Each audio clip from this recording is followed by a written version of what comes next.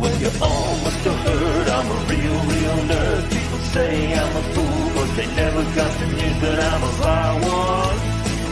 Oh yeah, I'm a vile one. You better turn it up, better keep the channel dialed, cause you're watching VileMike and his real wild child. Oh yeah, I'm a vile one. You better turn it up, better keep the channel dialed, cause you're watching VileMike and his real wild child.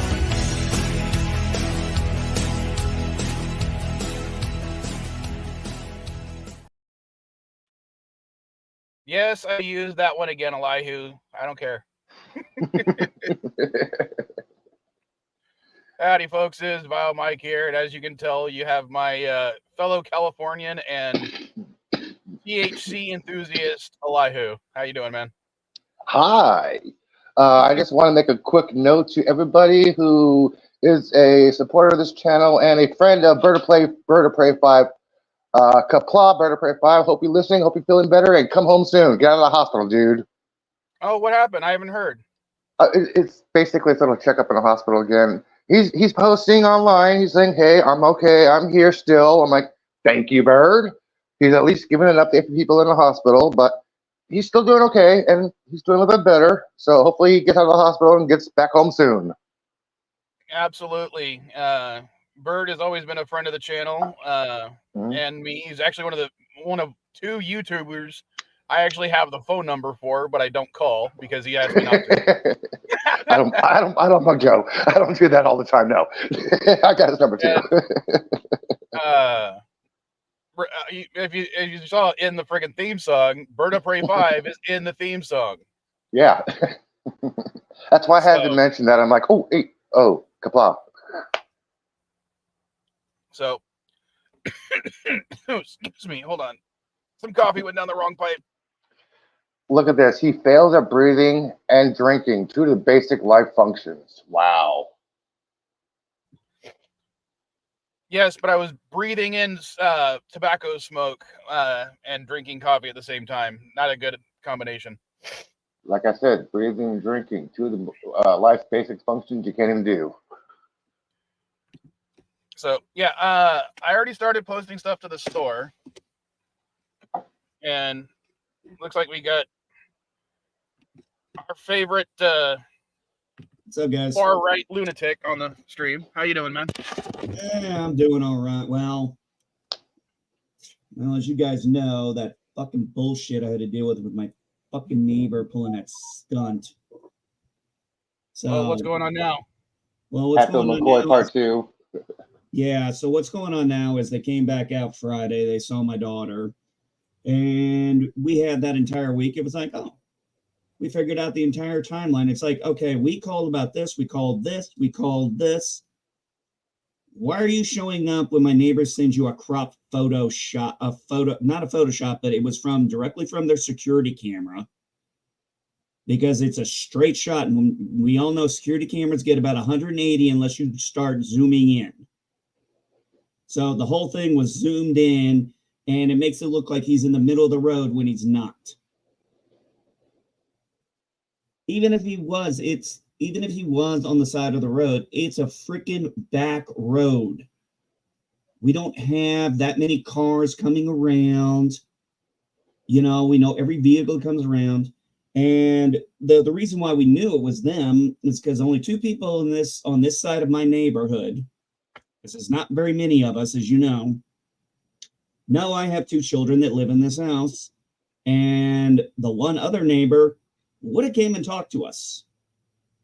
And also because of the straight side of where the security camera is, I'm like, yeah, it was you guys. And I told the cop and I told the caseworker that. I said, we know it was them. I said, we know it was them. I said, this guy said he had connections. I don't know if that's true or not. But I did tell them, and the case is over. They know full well there's nothing wrong with my kids in this house. My kids are 17 and almost 14. My daughter's going to be 14 in a couple of days. And we had an entire letter drafted up. We signed it, and we told them, I want you to put this as record. If this happens again, and I told the cop, I was like, I will file criminal charges. I will look at getting a restraining order, and I will file a civil lawsuit. I've been dealing with, dude, I haven't had that wound reopened on me in a long time. It's been 6 years since my family's had to deal with this kind of bullshit. And I've been dealing. I was going to suggest civil lawsuit. What's that?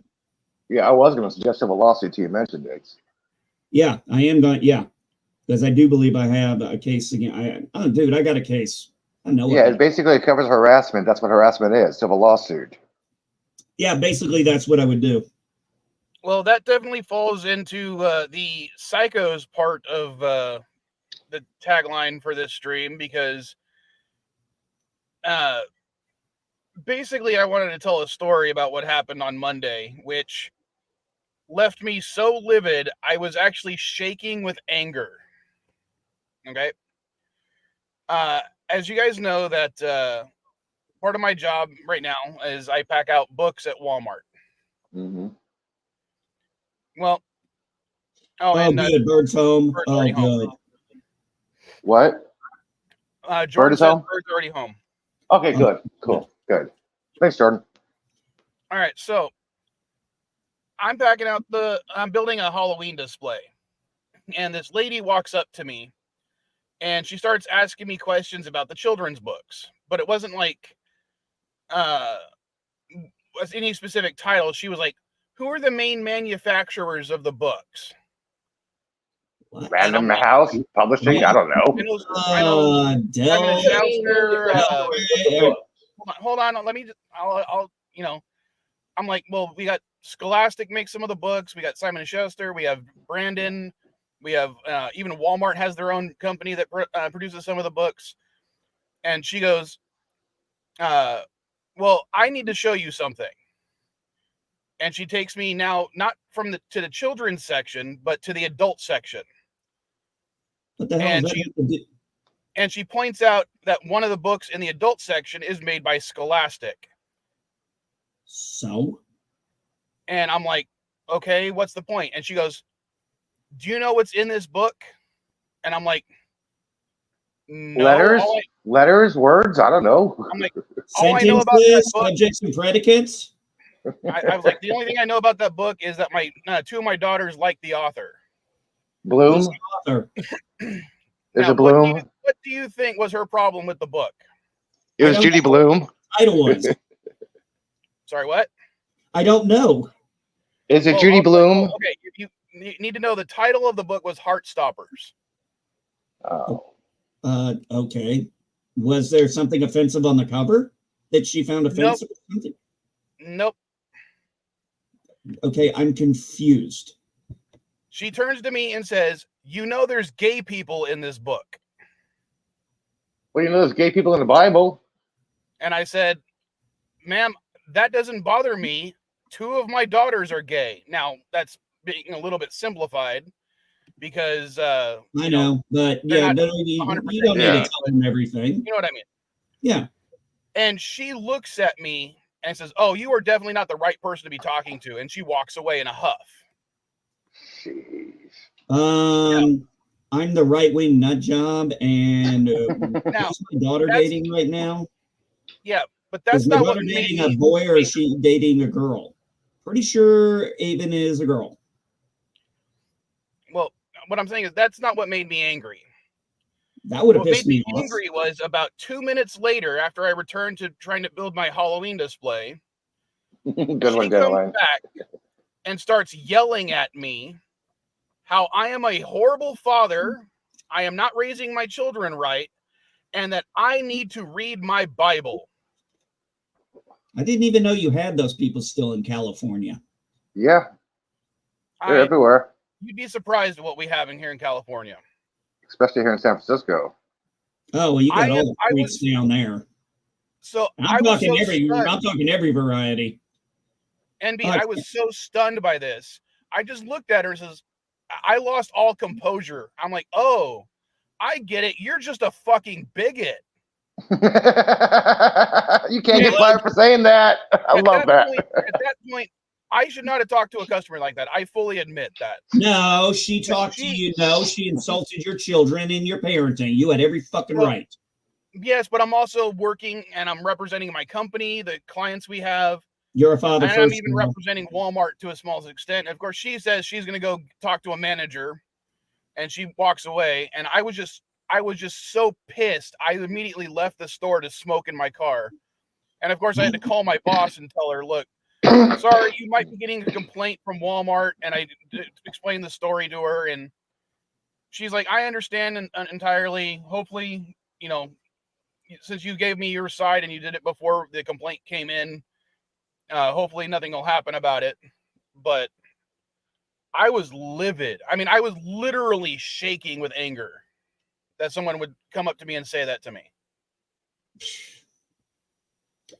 You know, those kind of people are the same exact problem I have with certain things in the alphabet community right now. And you guys know I'm a huge supporter of the gay community, always have been.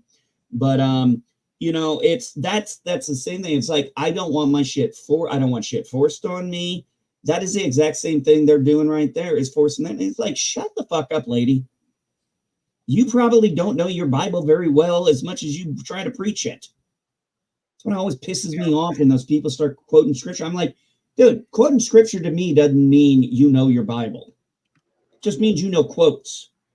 You know, I'm not a Bible thumper or a religious person, but the best example of putting someone in their place with Bible quotes is the West Wing. That little clip about Leviticus. Yeah, I love that scene. I forgot exactly what episode it was from, but I do know that. I remember that scene. I know that scene you're talking about. Thank you. Yeah, that's like the perfect embodiment of it. It's like I remember that. That was one of the times I was watching West Wing, and I do remember that because didn't he go through several? Yeah, Leviticus, sell your daughter clothing. Yeah, I love that line. I love that speech he gave. I'm like, oh my gosh, this is so fucking perfect. Yeah. Well, not only that, if you know anything about the specific translation, the original text in Hebrew, when you're talking about that part in Leviticus about man shall not lie down with another man, for it is an abomination. Mm-hmm. They don't say man twice in the original Hebrew. They say man and young man. Well, also remember, Hebrew has much less words than the English than a lot of other languages. They actually have but the fact that they're using two different words there is implying a different thing that is because a lot of words in the Hebrew language. One of the things is because that's where the missing in translation comes in, because I've had people who have I've watched people describe to me, you know, the Hebrew text and how it would be properly, you know, contextualized, translate. Now, I'll never be able to read Hebrew. I tried. Especially the parts about skipping certain vowels. It's weird. Yeah. Here's an example, MB. The translation from Greek to Hebrew. The word virgin used to mean unmarried woman. Now it means woman who has never had sex. It's changed the translation. Virgin means unmarried woman, not somebody who has never had sex before. Right now, it's basically. I know exactly which part she was referring to, and considering what's funny is right, literally across the aisle from the books that she was so angry about was some of the religious books, including several Bibles.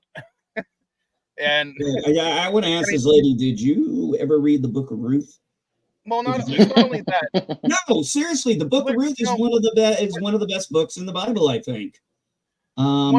I'm not going to say what book it was, but there's a specific book in the religious book section that is literally written by a person who was found guilty of pedophilia, who, you know, came out, said he did this bad thing, went to jail for about a few years, I don't know how many, came back, said he was, you know, transformed by Jesus, and starts writing books. Now, she's more angry about the gay people than she is about the book on the shelf written by a literal convicted pedophile. Yeah, I still have to put both on the shelf. Yeah, I hate that selective bullshit.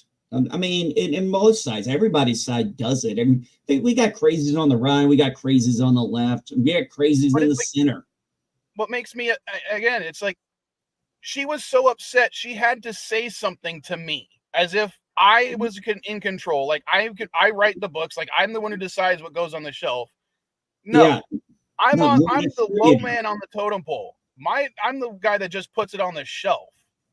I literally had to put a book on the shelf written by a guy that says people like me should be put to death.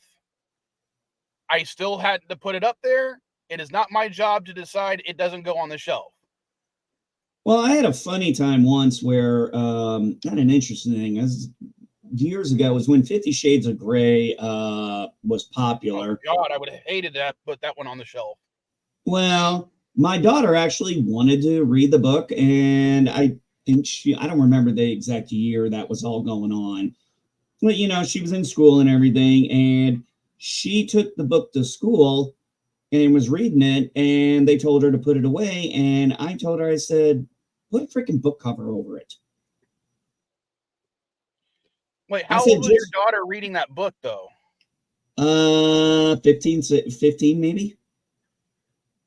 I don't know if I'd want my 15-year-old. I mean, granted, I don't have a 15-year-old right now, but I got two that'll be turning 15 in short order. And I don't know if I'd want them to read that either. Why not, guys? Bible thumpers let teenagers read porn all the time. It's called the Song of Solomon. Please. No, it's not the same. It's not the same thing because it's somebody describing and going down on a woman. It's somebody describing going down on a woman. Somebody having oral sex. Somebody having anal sex. That's the Song of Solomon. That's 50 Shades of Grey. Same thing. I understand that, Elihu. What I'm saying is, I still have my own issues with that book because it portrays that type of relationship as a very bad version of that relationship. Yeah, I would not be surprised. But here was my reasoning for it. She asked me if she could buy the book. I figured she wants to read the book. If I say no, she's going to find a way to read the book anyway. I might as well take the mystery out of it. And so I let her have the book, and I bought the book. I let her take it to school. I told her when they gave her issue, I said, just put a book cover over it. I said, you cover the book, you cover the front and the back cover up. They ain't going to know what you're reading. And I don't even know if she ever finished the book. NB, you're the parent. You have every right to say, you know, let your kid read whatever the fuck you want. I mean, or whatever they want. No, I don't believe in, okay. I don't really like censorship. But now listen, as a parent, we censor our kids certain contents at certain ages. I felt at 15, 16, this was an age she can read this book. You know, my wife actually goes to a website quite regularly for the homeschool stuff, and she will look at the books, and what they do is they'll tell you, the age or the grade level that this book is mostly appropriate for, which is really good. According to who? According to who? Who rates the book as appropriate for somebody else's kid? That's the problem. No. That's the problem right there, dude. No. That is the problem. I didn't say.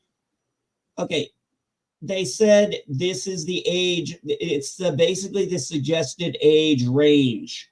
Yeah, Sorry. who suggests that? Who is suggesting that for other parents? That's the problem I have. The parents say this should be for your child.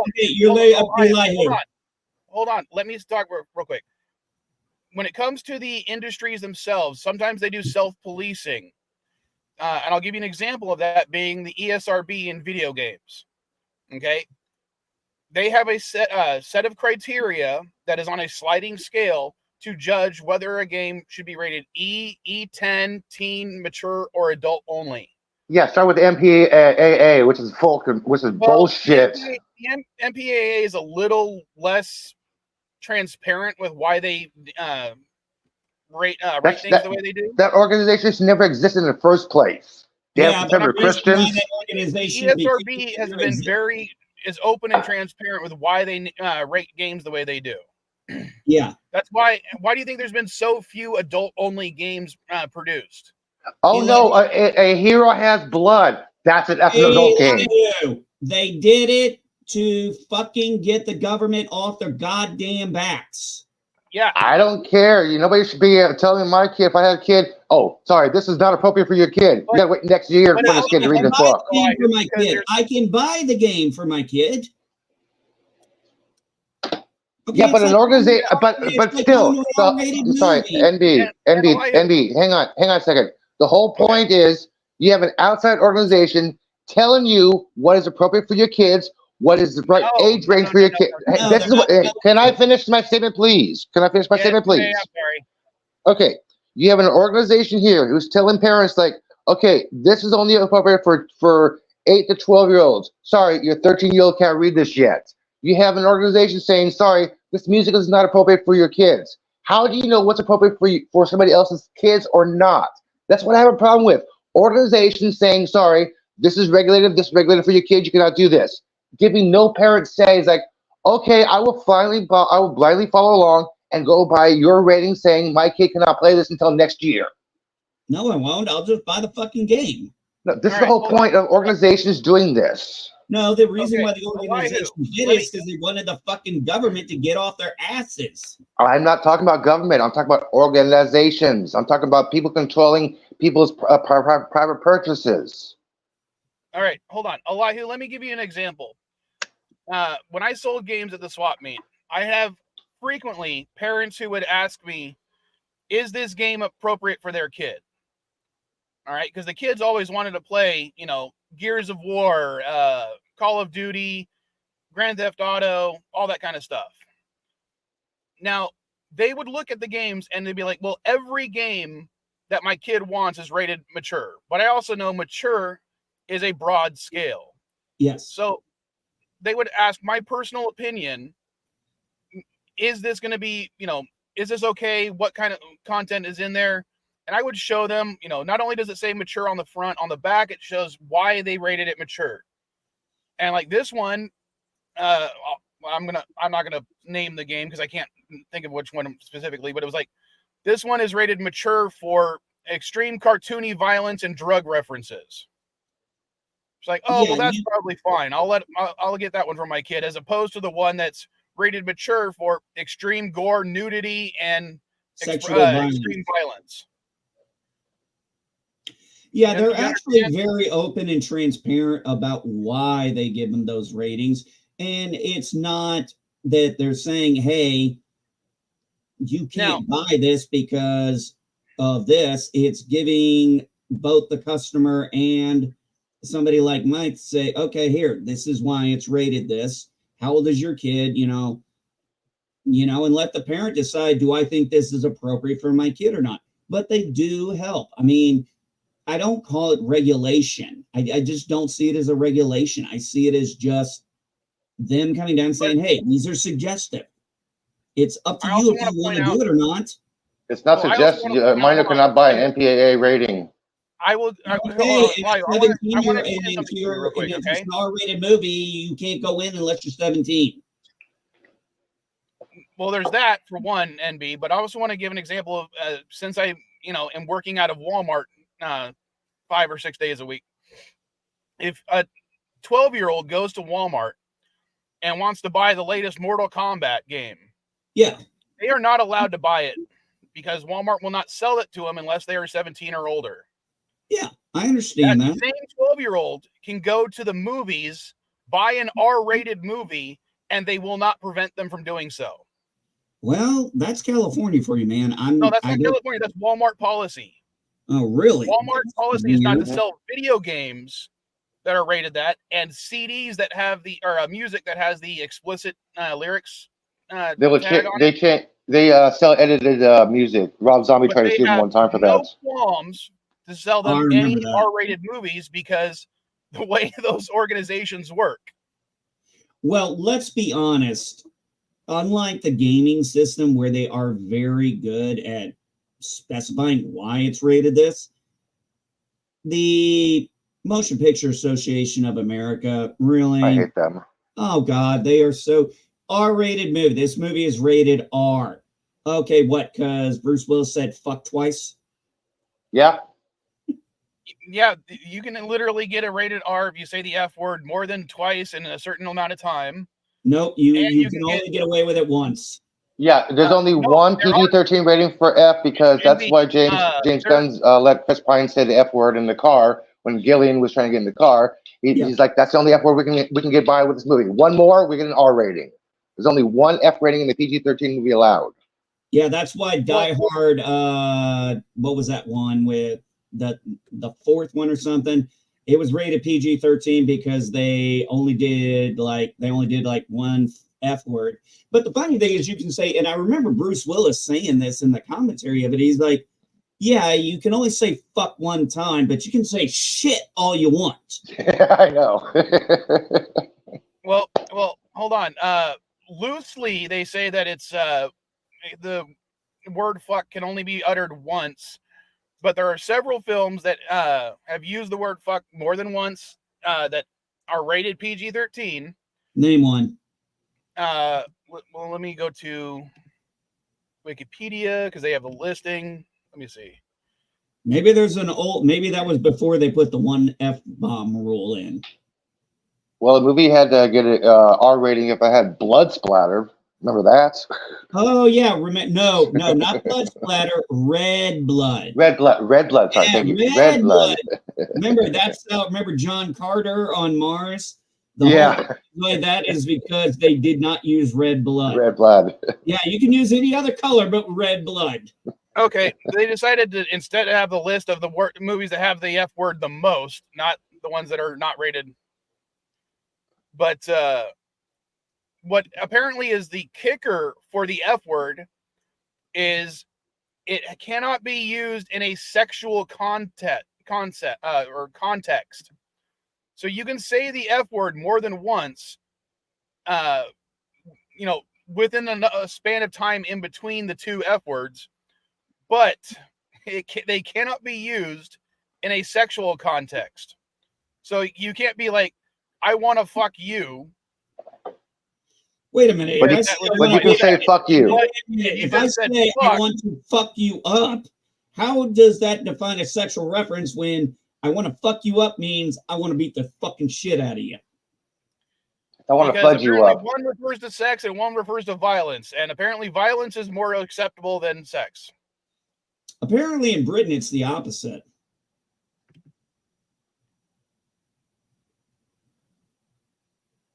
Remember now, I agree. You don't want to. Remember now, don't fool with the babysitter. And I'll give another example of something that makes it rated R real quick. That always bugged me is except in the case as far as I know, the only one I can think of is Titanic. Showing boobs of any kind, immediately you get an R rating. Yeah, but Adventures in Babysitting cut out the famous line, "Don't fool with the babysitter." Oh fuck. Oh no, they didn't. Yeah, on TV, you hear her say, "You don't fool with the babysitter." Oh. Yeah, what was it? Don't fuck with E Fuck with the babies. You don't fuck with the babysitter. Actually, that is one movie. That movie wasn't rated R, was it? Adventures in Babysitting? No, but they cut out the fuck word. It's now fool with the babysitter. Fuck that. Watch it on TNT. Don't fool with the babysitter. Fuck that, man. I'll find the physical media. Yeah, they'll still say shit on TNT, but they can't say fuck. What the hell? To go back, the lady, I was pissed about her. And then, as I said, for more psychos, the very next day, I walk away from my cart because there's a cart that I use. I come back and someone had stolen my fucking cup of coffee. What kind of fucking? There's a special place in hell. I bought a cup to replace one that was also stolen that Mrs. Vile got me, and now this one's been stolen. You have people steal your coffee, dude? Yeah, with coffee in it, still hot. They just grabbed the whole cup. People have got some weirdos down there. It's Walmart. Period. No, come on, man. I've never seen anybody do anything that. And again, it's not just here, NB, because one of my coworkers who lives out in Arizona had her water bottle stolen at Walmart. Someone just literally just grabbed it off the top of her cart and walked away with it. Be right back. I need my coffee. Oh my Lord. So, Mike, getting kind of back to that whole thing you were talking about with that lady that loves to sing. So, my mom, me, and her husband, we were in Daytona Beach doing a Welcome to Rockville concert. And I think it was day 2 or 3. And look, man, I've been to every rock fest I've been to. There is always some fucking religious dude with a bullhorn. Yeah. Every fucking time. This is Satan's music. This is the devil. And finally, one day, I just had enough of it. I was also a little high. I was a little drunk. And I'm like, we're leaving the concert. We're leaving the fest. And this guy's I'm like, dude, seriously, what about this music is evil? I was like, have you ever listened to any of these people and talk about what that music is about or why? Okay, tell them to listen to War of Ages. Tell them to listen to Enoch. Tell them to listen to Barren Cross. These are all heavy metal, hardcore Christian bands. Yes, because everybody, this is what I've said. Music is the best way of expression. Because when you are in a crowd of people and the energy is just so loud, it's infectious. You know what I'm talking about, Elihu. Mm-hmm. You are just in it. You are feeling the energy. You are just feeling it. And it's just amazing. And only a psychopath would not be able to feel that energy. I'm going to quote the Bible. Make a joyful noise to the Lord. It does not describe what joyful is. It's joyful to you. Some people enjoy light music. Some people enjoy heavy metal music. Let them worship how they want to worship. I'll tell you what. There's a couple of songs this past last year. As you guys know, I have mental issues and I have anxiety. I've had some panic attacks in the last few weeks with what happened. They were not fun. I had to actually leave the house because I couldn't breathe, man. I was in my room and I couldn't fucking breathe. It was that bad. I had to start taking my anti-anxiety med twice a day. And now I'm going to call my doctor to get my prescription updated for that. Only downside is it makes me a little drowsy, but. Well, Butrin doesn't. Well, I'm on Lexapro. Okay, stronger. Yeah, that's why I took it at night. But with everything that happened, I was having so much anxiety and shit. And I had several panic attacks. And yeah, they messed me up when those happened. But anyway, getting back to this fucking loser. I'm talking to him. I'm like, do you understand what some of these songs are about? Do you understand these songs are talking about people's personal struggles, their beliefs, how they got through it? 2 songs that got me through last year. Symptom of Being Human by Shinedown, which is all about depression and feeling alone and feeling trapped, and then being able to have that support system around you, finding people that are around you. And it's like, hey, we got your back. And the other one was by Beartooth. And the song was, I Might Love Myself. I thought you were going to say it was My Pony. No, those were the 2 songs that really got me through. No, those 2 songs, I really found so much inspiration in those songs. And especially when I learned more about, I felt what those songs were about. I knew what they were about to me, what they meant to me. And it turned out I was very right on my assessment of the songs because I felt everything that they were saying when I heard about, why they wrote the songs. But yeah, I use music sometimes. That's my levity. And my levity is mostly hard rock metal because I don't always have to know the words to be able to feel the energy of the instruments. Yeah, you're right, Dandelion. Now Dandelion, that is an amazing point. I had never thought about that. That is an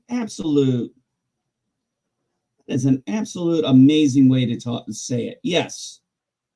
That's because I don't believe church is a 4x4 building. The Bible says the church is gathered as gathering of two or more people. I'm not religious and I know the Bible, okay? Well, I take something out of what was said in the Da Vinci Code. I don't need this place. I love God. Basically, you know, the way he implies that my church is in my heart, which is where it should be. Not in a brick and mortar building or some fancy cathedral. That's not where church is. That's the place you go to worship, but that's not really where church should be. Yeah, I am non-Christian. I'm an atheist, and I know the Bible better, I can still say, than other hardcore conservative Christians. They'll try to crowd something like, okay, what about Matthew 2:4? They're like, well, what's that? They're like, you look it up, like, oh, Well, yeah, don't try to out-Bible me. Come on. We're not going to dive too much into religion right now because I just wanted to complain about the psycho lady who decided to bug me about it. I mean, no, I get it, man. Remember, I'm the Christian here, Yeah. and even I'm the one who's saying I can't stand those fucking people. And speaking of psychos, sorry, I wanted to go ahead, real quick. Well, those guys, those kind of people, just label them with the QAnon people. Just put them in that category because I got called a QAnon one time. I'm like, what the fuck is a QAnon? And I met a guy once who said, oh, yeah, go to this QAnon site. And he's talking all this shit. I'm like, 2 minutes in the conversation, I'm like, dude, you're not a conservative. You're a fucking nut job. Like, do not get me started on the QAnon. Oh, no, I don't want to. Those guys. No. Look, No. Hey, I don't want to talk about I don't want to talk about the Alex Joneses. They give the conservatives a fucked up name, but he's a nut. Yeah. Oh, come on, Alex Jones is I won't disagree with you there. Oh, Alex Jones is out of his fucking mind.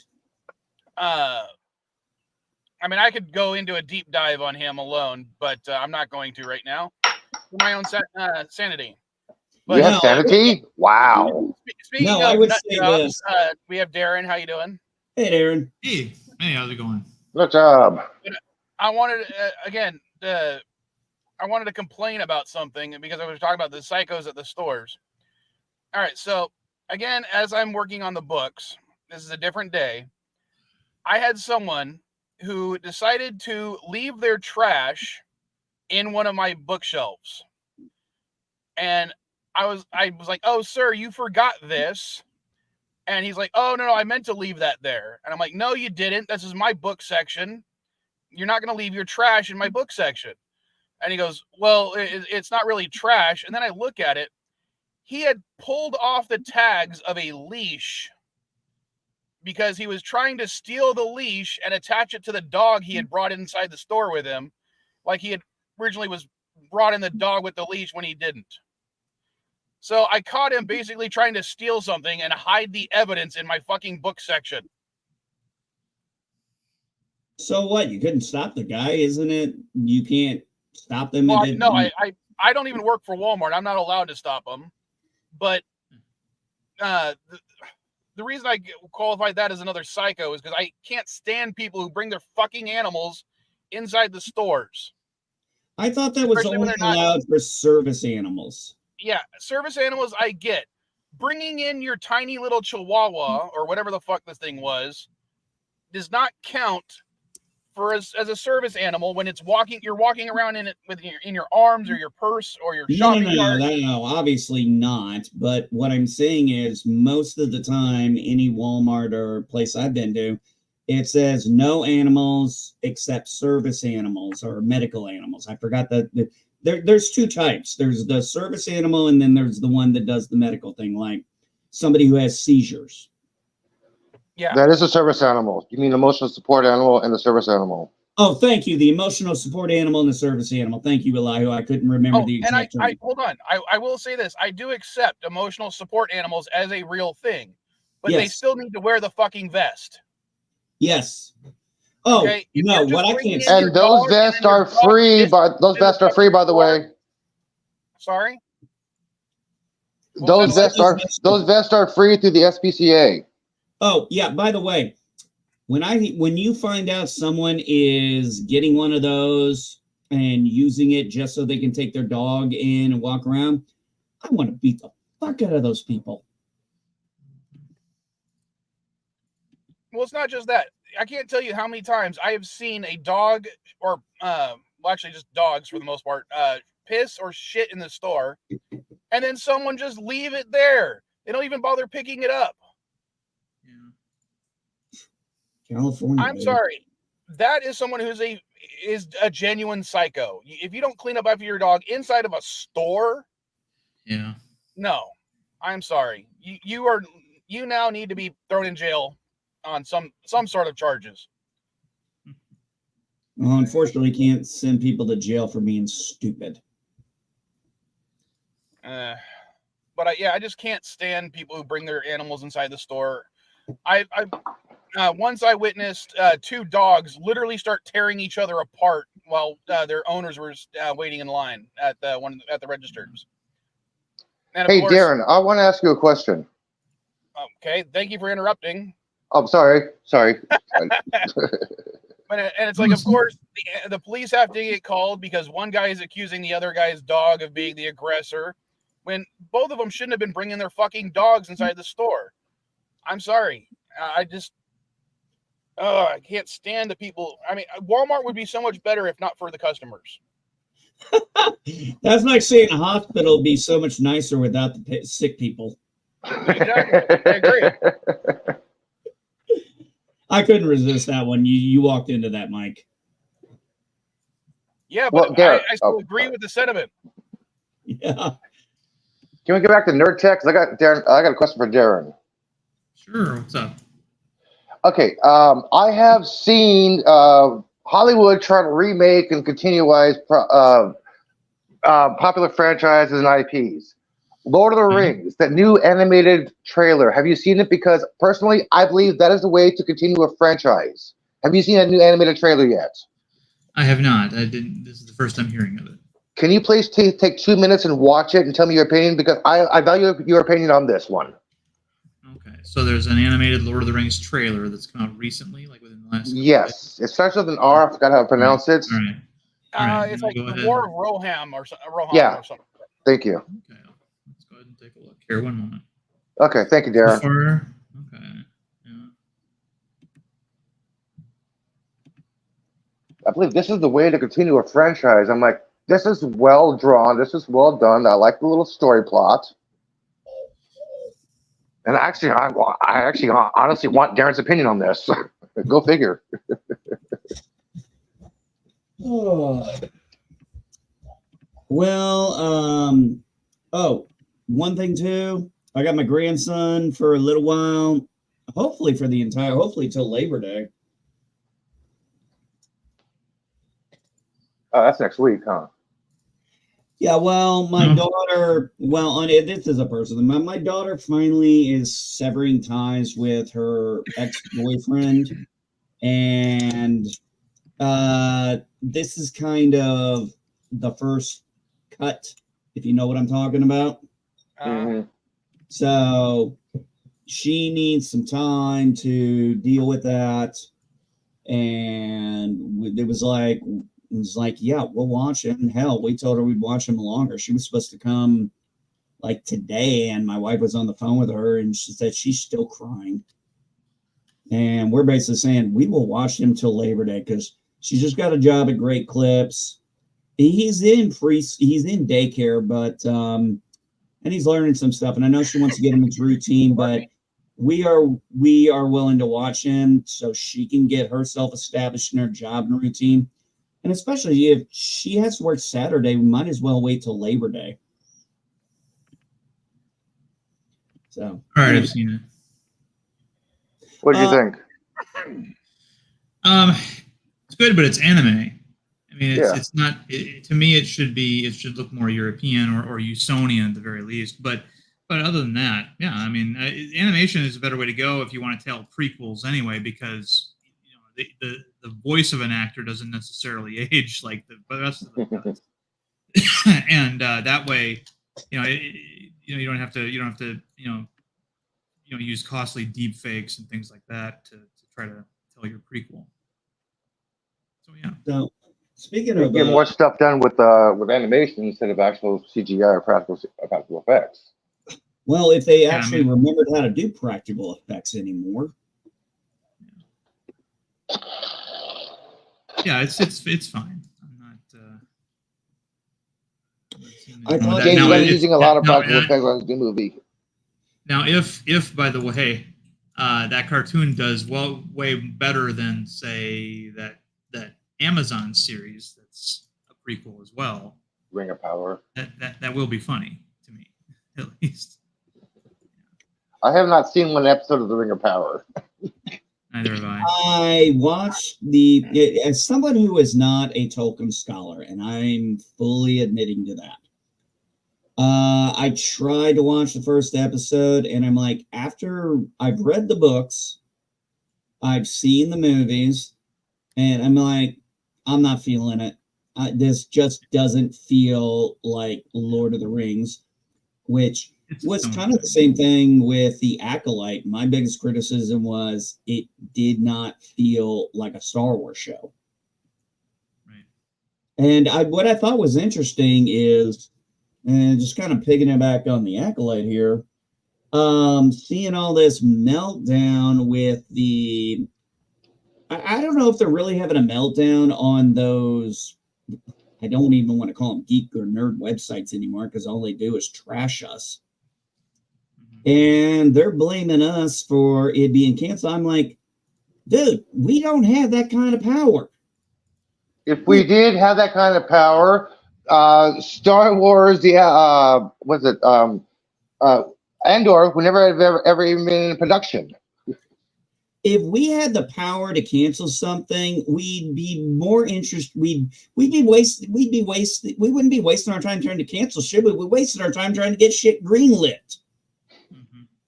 Yeah, it's like, hey, a Darth Vader series would be kind of nice, doing a Darth Plagueis or Darth Tempest, right, would be nice.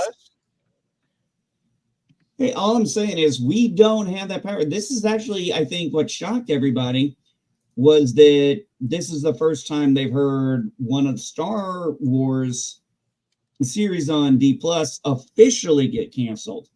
And I'm like, everybody's freaking out. I've been putting up memes from the Legend of Bagger Vance, where it's like the guy's crying when he's about to get hanged, and what's his name looks at him and goes, "First time?" I'm like, I'm sorry. Come talk to me come talk to us when you got 10, 20 plus shows that you loved that got canceled, and even ones you didn't get resolution for.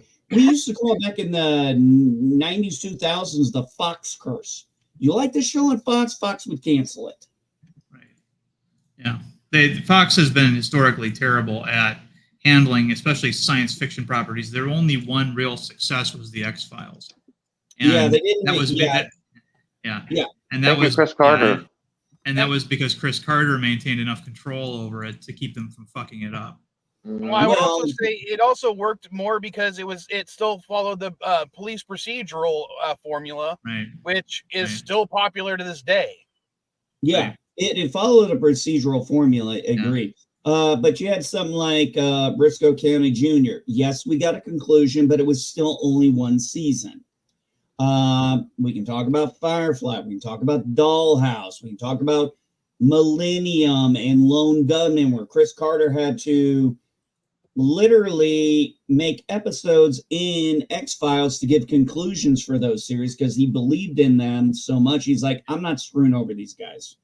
Alphas. Are they alive? Are they alive? Are they conscious? What's going on with those guys? Come on. Stop with the cliffhangers. I guess you could also say Buffy the Vampire Slayer was also a success. I don't know if Fox controlled that.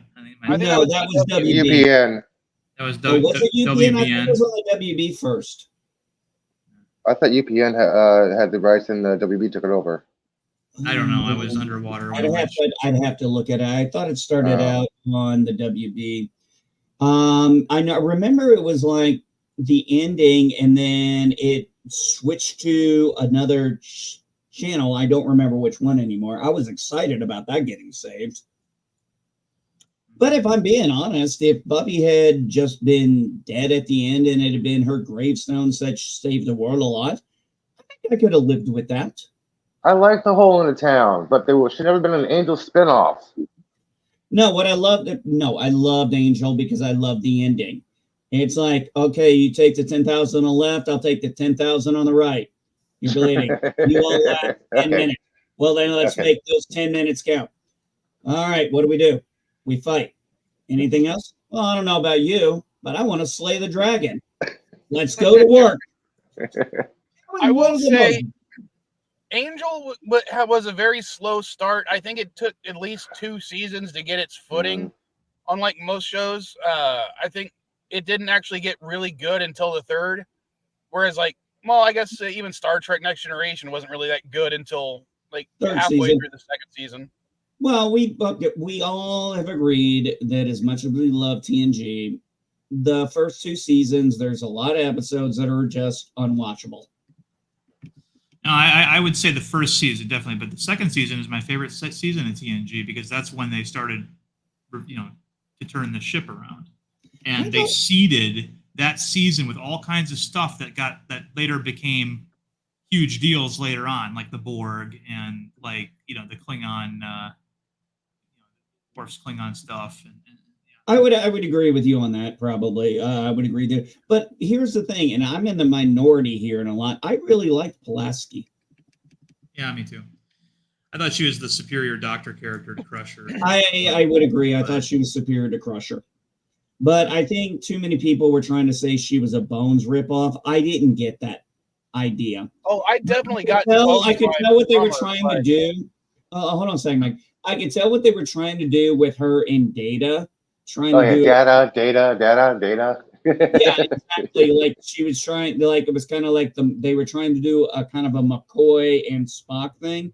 Now I got that, but I rather enjoyed it, especially the Moriarty episode, which is one of my personal favorites. Yeah, the reason why she often came off very McCoyish is because they were using unused scripts from Star Trek Phase 2, and they just put Data in Spock's position, Pulaski and McCoy's, and Riker and Decker, were there along with Ilea became Troy. That was why a lot of those stories, you got that whole Pulaski vibe, her not liking the transporter, things like that.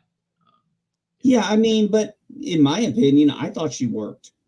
I really thought she worked. Well, but you find out that she's not just like a ship's doctor. She's also like a scientist in her own regard, in her own right, that actually did a whole bunch of pioneering work in genetics and stuff like that. In the episode Unnatural Selection, when the colony finds out that she's on board their ship, they're like, oh, we're saved, And there's all kinds of stuff like that. She also banged Riker's dad.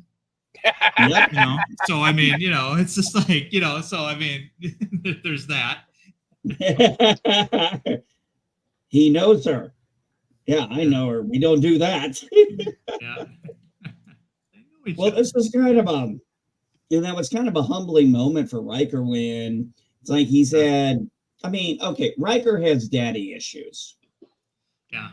That's obvious. And, the guy they got to play, I forgot who the actor is, but he's been in a lot of stuff who played Riker's dad. Yeah, a lot of stuff. He's one of those character actors you've just seen for decades. Right. I think the last thing I saw him in was the first Judge Dredd movie. Yeah. Shit.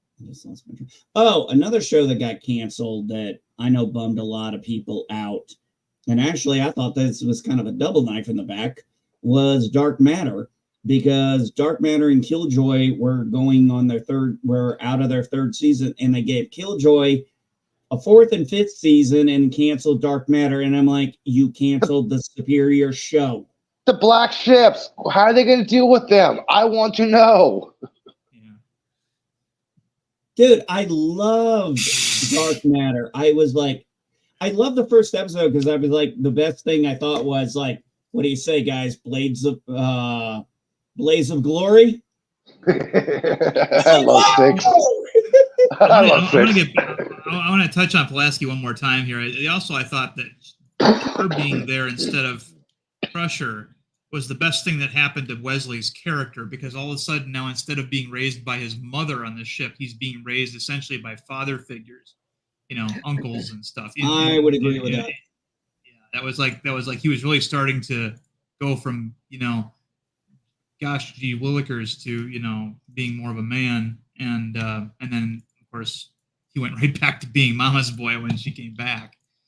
Well, when I was watching that documentary on YouTube about how all this played out, Gates McFadden Gates McFadden had a problem with, I guess, a writer, and it's like Maurice Hurley.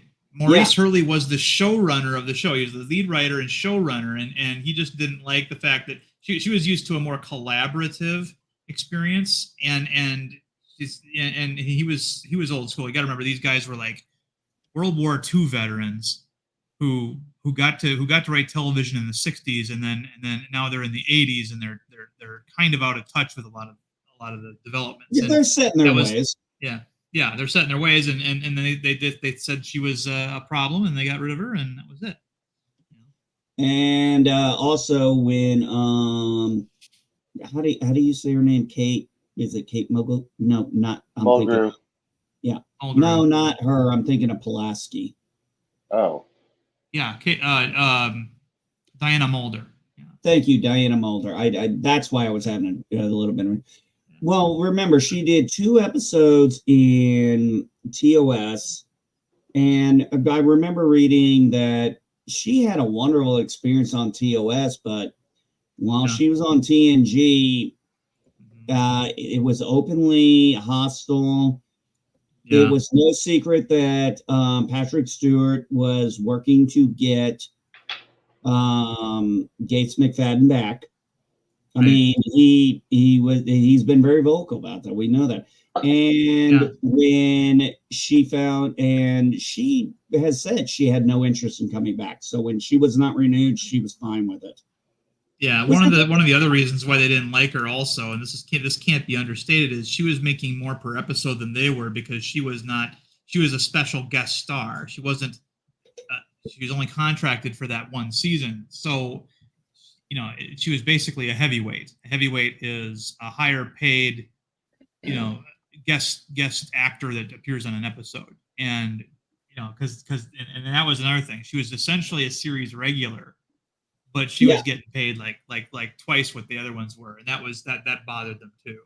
Oh, I didn't know that. She knew how to play the Hollywood game. She'd been around there for a while, and a lot of these. She was one of those actors. She was a career heavyweight. I mean, she knew the game. The very first. I mean, she literally had a part in every television show ever made, it seems like. I mean, she's in the pilot for Charlie's Angels. She's the villain. She's in an episode of The Incredible Hulk, because everybody was in an episode of The Incredible Hulk. Sometimes people were in more than one episode playing different characters.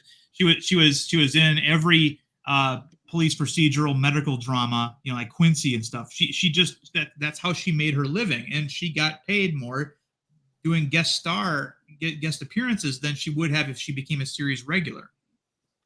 She knew that. I didn't know that. Yeah. Is that maybe why in Melrose Place they put Heather Locklear as a special guest, even though she was a series regular? Yeah, that was the reason. Yeah. If you're savvy, you can do that. Well, I mean, I don't know how when they brought her. Well, think about it. When they brought her in, I mean, let's be honest. Who was watching T.J. Hooker for William Shatner? Well, she was brought in for the same reason that Whoopi Goldberg was brought into the second season of TNG to bolster ratings. Heather Locklear was considered a movie caliber actress, and that brought gravitas to the show. And with Whoopi Goldberg at the time, she was at the height of her career. She was already making Jumpin' Jack Flash and Sister Act and all these kinds. She was a Ghost name. Was Ghost also on her resume at this time? I think Ghost might have come out Ghost 90s. around the same time. Yeah. Yeah, but she was bringing a name for herself, and she had loved TOS. I mean, remember her talking about saying she watched Star Trek, and then she saw her and said, "Mom, there's a black woman on the TV, and she ain't no maid." In the future, yeah, and you know, her agents even said, you know, that's a, you know, we're trying to move you up and get you higher profile films, and you want to go back down to television, and you know, but it was, you know, one of those situations where Roddenberry was like, sure, you know, if I can get, you know, especially if he could get racial brownie points for having her on, you know, he was going to do it. Well, I will say this: when the dynamic between her and Patrick Stewart, I always found they had great chemistry, and it worked. There was only one actor on TNG who was upset about the presence of Guinan, and that was Marina Sirtis, because she thought, well, I'm the ship's counselor. People are supposed to come talk to me about their problems, not some, you know, bartender. But it ended up working. I mean, it's kind of funny because eventually they got over it, because, you know, she wasn't going to be in every episode, and she was just the special, you know, the sweeps, basically on sweeps week they would bring Whoopi out. But, oh man, they don't even have sweeps week anymore, do they? Yeah. Nope. Yeah. The Deep Space Nine cast the Deep Space Nine cast resented Michael Dorn for coming on the show too, because there was already and that was a huge cast, and so to fit one more in there, you know, and he was very, you know, Dorn was very humble about it. But yeah, for the first 2 weeks he was appearing as Worf on the show, he was nothing but gracious, and they eventually warmed up to him. But they did not like Worf being on board at all. And what's his name? Andrew Robinson, the guy who played Garrick. Whenever he had scenes with Worf, that his anger and frustration with Worf as Garrick was actually real. Those were his real emotions. And they play on that in the documentary, What We Left Behind. Yes, that documentary is so awesome. I love that documentary. When they bring up, it's like, you know, when the show originally ended, everybody's favorite Cardassian was Gul Dukat. Now, everybody's favorite Cardassian is Garrick. Yeah. Yes, Garrick. Garrick was just, what they did in DS9 though was they took secondary characters and gave them life. And I mean, look at what happened with Rom and Morn and and all those guys were special guest stars and got paid a little bit more than the regular actors. That's another thing too. I mean, Martok was one of my favorite ones from that. Oh yeah, Martok was awesome. And, well, you know, and they even got me to like Keiko O'Brien a little bit. But you know, again, there's a good example. O'Brien, and to a lesser extent, Rowe, and then to an even lesser extent, Barclay were special guest stars on TNG as well. That sort of took over for Guinan, because Guinan wasn't in a lot of episodes in the last 3 years. She did most of her work, you know, earlier. Don't forget, DS9 had a whole episode centered on one main character who never spoke a word, who mourns for Morn. Yep.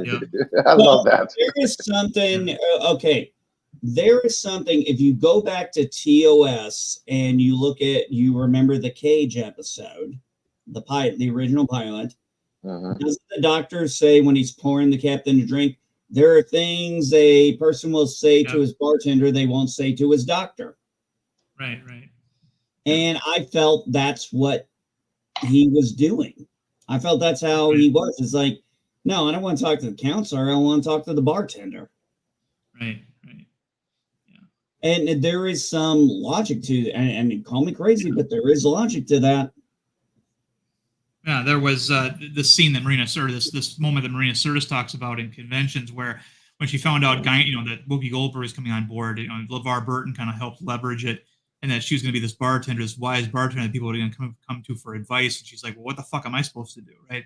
And you know, Roddenberry and Majel Barrett both like assured her, look, the first episode of the second season is going to be a Troy episode. You're not being forgotten about, but you're not going to be the ship's psychic anymore either, and there were some episodes where she actually, they seemed to know how to use her, and others where they didn't. Well, there was that episode with her, O'Brien, and Ro Laren where she's in the command position, which I thought was very amazing. And then I thought when they continued that, and she's asking Crusher, why did you choose to be a commander? You didn't need it to be. She goes, and she talks about why she did it. And Counselor Troy is, at this point, I saw her as wanting to expand her horizons as just the ship's counselor. And I thought that's actually like a real thing, as you know. I don't know, you probably don't know it. On ships, you can have collateral duties. You can also qualify for different things. Oh yeah, I know about additional duties. But on a ship, for example, yes, a officer that that like a doctor could qualify to stand a watch somewhere other than being a doctor, and it's just one of those things where if you want to broaden your horizons, you can. But the thing about what was interesting about Troy was that being a command bridge officer was so antithetical to her previous responsibilities. That scene in the holodeck where she has to send Geordi to die to repair something she was not prepared to do, and she realized she kept failing the test because she wouldn't send Geordi into a hazardous situation. My first duty is to the ship.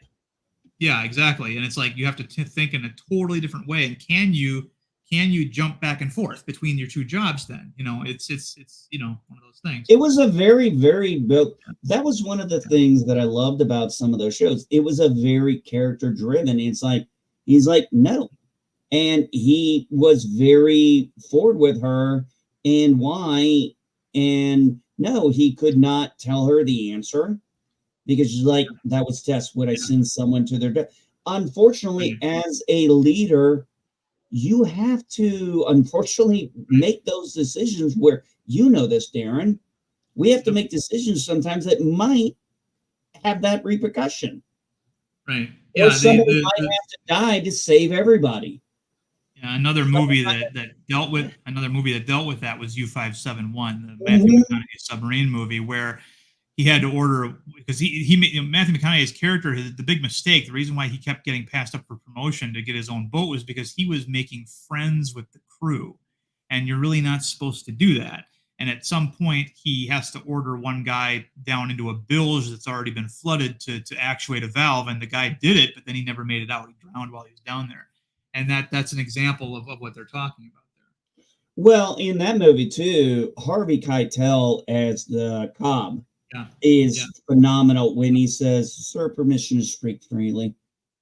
Yeah. Don't you ever say again you don't know something.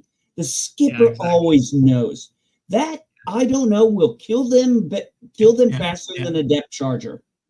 Yeah, he says like, the commanding officer is always right even when he's not. that's that's exactly. True, No, you have to. It doesn't matter if you're right or wrong. You have to make your men believe in you. Otherwise, we're all dead.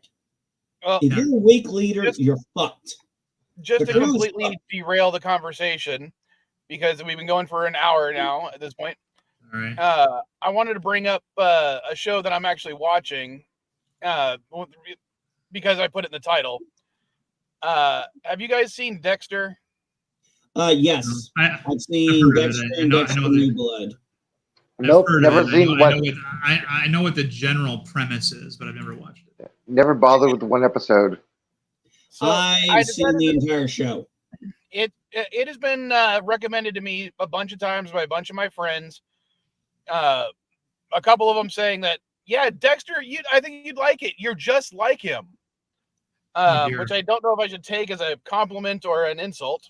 Well, the problem is, my only problem with Dexter is they use the term psychopath for him, and he's not a psychopath. He's a sociopath.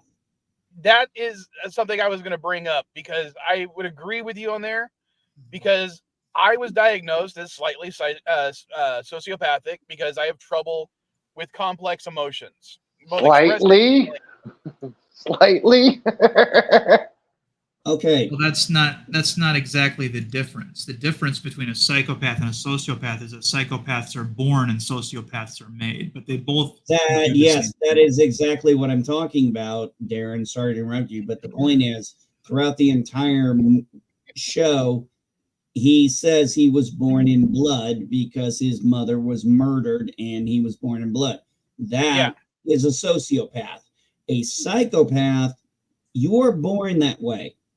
A sociopath is made.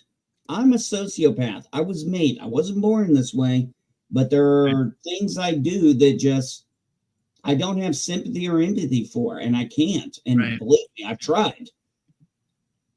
Yeah, because a But I psychopath mean, can come out of the best, upbringing and everything. I mean, they could have the best, most wholesome origin and still be that thing. Whereas a person like Robert Kuklinski, the Iceman, was clearly a product of his upbringing. so you look at someone like, for example, a Jeffrey Dahmer. I would say, based on that series I watched of him, I don't know if he was. I actually, when I watched that series on Netflix, I still am not sure if he was sociopathic or psychopathic. Well, he's dead, so. Well, I know he's dead. That's his defining characteristic at the moment. It would take someone who actually knows what they're talking about, and as much as I would argue with them, most psychologists, it's a guessing game. Right. They might have a strict definition, but the problem is humans don't necessarily fit into those boxes all the time. Oh, that's interesting, Mike. You bring up when we were talking about when I brought up Acolyte and it getting canceled and everybody flipping out. There was this show, I can't remember what it was called, but it only lasted one season. And the whole point of this show was the beginning of the documentary of psychopath patterns and sociopath patterns of serial killers. And overall, it was really good. There was one character I thought they focused way too much on. Okay, I'm going to say this. I think one of the only things was they focused too much on the one female character being homosexual and being closet. And I was kind of like, dude, I'm not really interested in this. I want to focus on the serial killers and how we're learning this. Not this lady's life in the 60s. I'm sorry. That was my focus, but unfortunately, it got canceled after a season. I was like, damn, I'd have liked more of that. I was really getting into that. Well, I'm one of those people who thinks that psychiatry and psychology are pseudosciences because they do some very shady stuff, and I'll explain. For years and years, we had this thing called MPD, multiple personality disorder, right? And there were like 18 people in the United States who were officially diagnosed with this condition. And then about 20 years ago, the people who did the original case for multiple personality disorder revealed that they falsified everything. They made it all up just to become famous. And so suddenly they had a problem because MPD was no longer an actual, like, is this an actual condition or not? So they created one called dissociative identity disorder and just moved all those people who had been diagnosed as MPD to this new term. I thought that was kind of dishonest. It's like if the original case was a hoax, then, and you based all of your references, your ability to categorize somebody as having this thing based off of something that wasn't real, then then that's it. They don't have MPD, and so they created a new term for the same thing, and just they call it that now in order to pivot. Basically, I thought that was kind of shitty. Well, to go back to Dexter for a little bit, one of the parts I don't like about it is they try to describe him as someone who, quote, has no emotions. So he's supposed to be like a Spock-like character. And the problem is that's not how he's acted. The actor obviously shows him with expressing a lot of emotions, not just when he's trying to wear a mask and pretend that he's not, or pretending to be normal. He has all the emotions of a normal person, and he's, expressing them.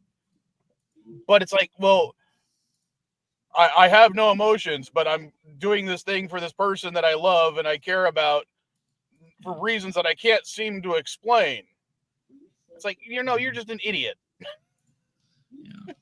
Yeah. It's yeah. I agree.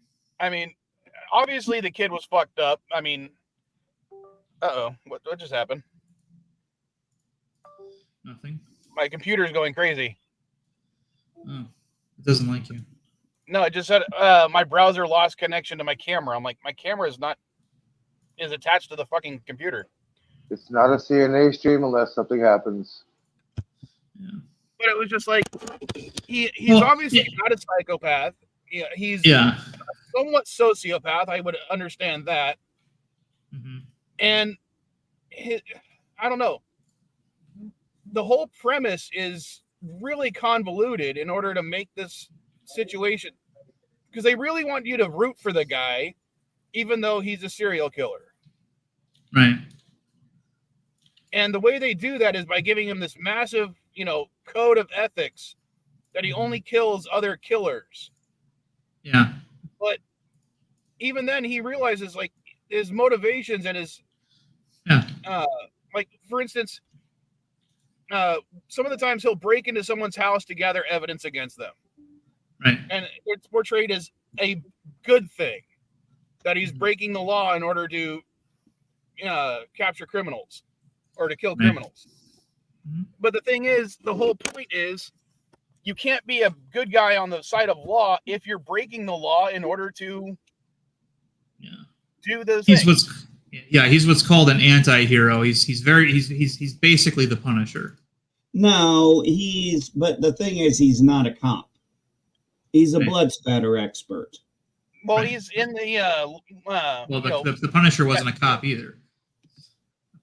No, the Punisher was a Marine, or is a Marine. Right, anyway, right. Mike, but one of the things, he's not actually a cop. He's not really a law enforcement. He can't make arrests. I know, but what they should have done is had him break into someone's house and realize, oh shit, this guy's actually innocent. Well, maybe I should change my mind. But they never do that. He's always right.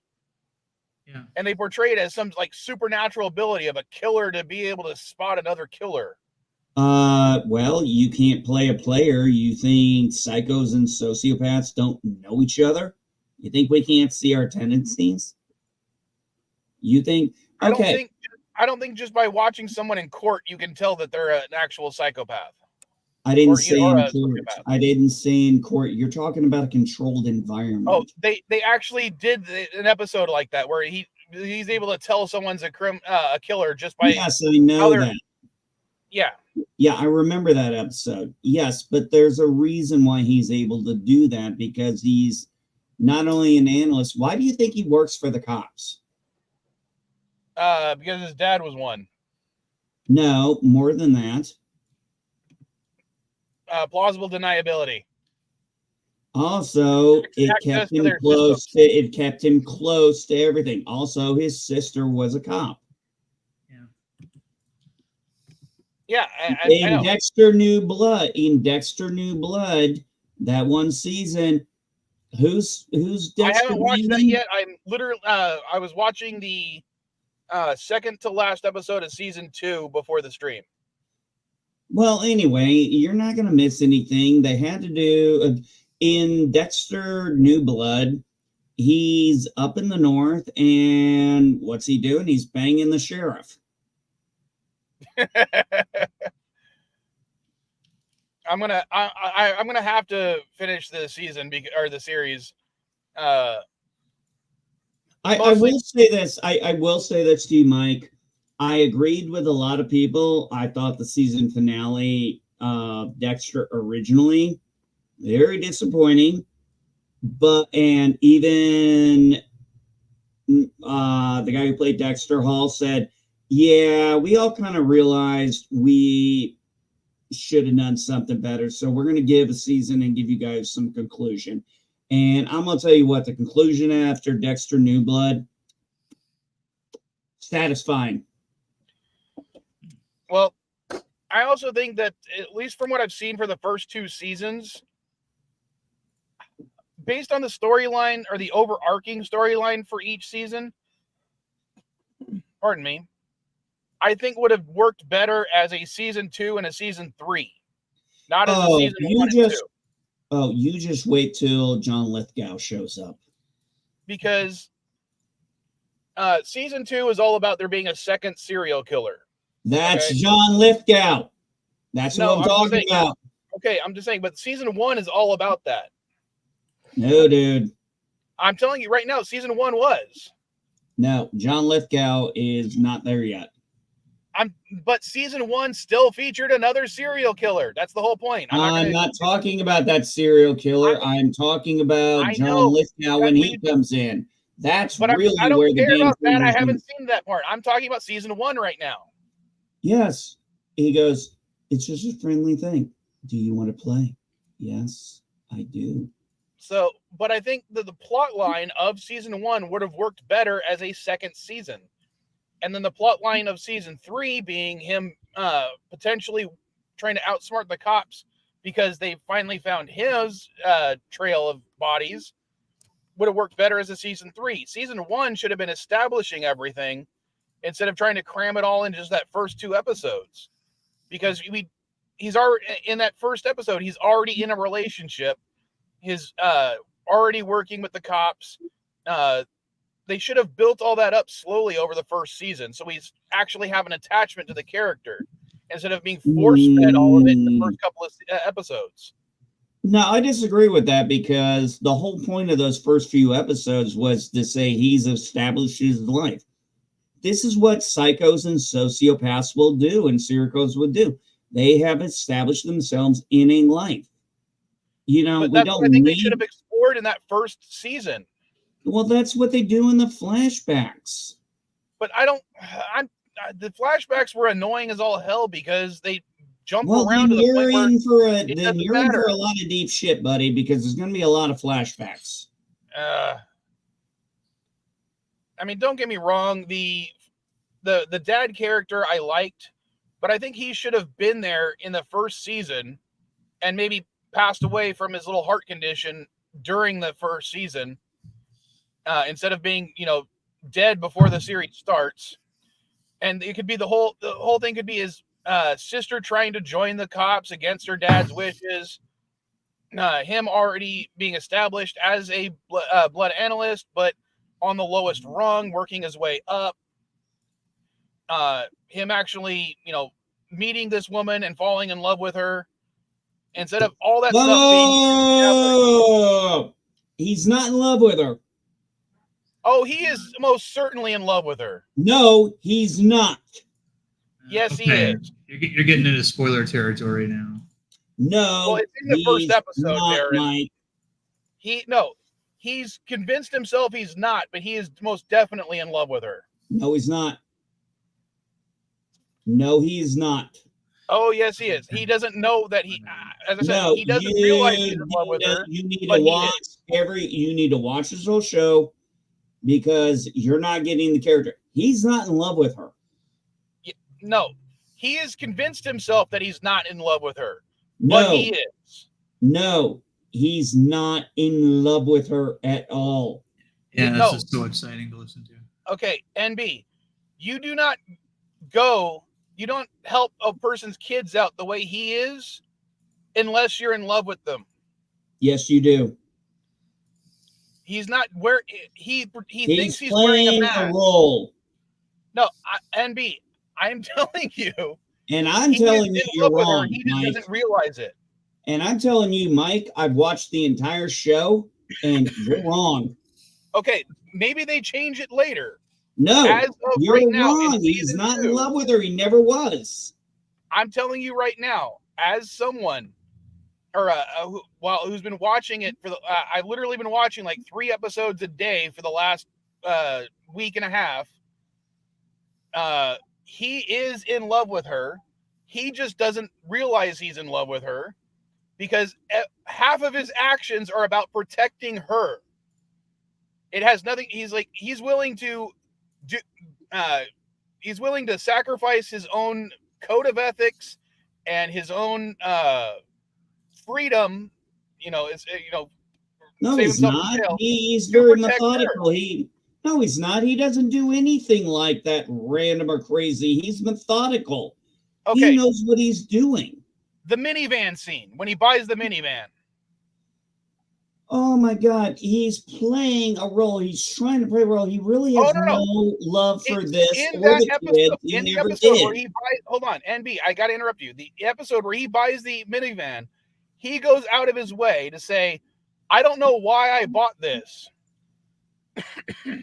Yes, because he doesn't. Yes, because he's having strange. Yes, he's having some strange lapses. But no, he is not in love with her. No, listen. Go back to the conversation he has with the dealership guy. He's not in love with her. I know what he's doing. The guy is also trying to scam him, whatever. But he's like, he tells the truth. When he walked onto the lot, he could have walked to any car on the lot. But what does he walk to? He walks to the minivan. Even Dexter himself realizes he doesn't know why he walked up to the minivan. But we all know that the reason he walked up to the minivan first is because in his mindset, he's already establishing himself as a parent and a husband type figure. No, he's not. As a type figure, not as an actual that. In his subconscious, he cares about that family more than anything else. Okay, caring about somebody and loving and being in love with them are 2 very different things. And for someone like Dexter, he probably, the one thing they do about Dexter is because he struggles with that at times, which they bring up. That's why I say he's a sociopath, not a psychopath. Sociopaths will struggle with those things because we don't always know why we're doing something. But no, he's not.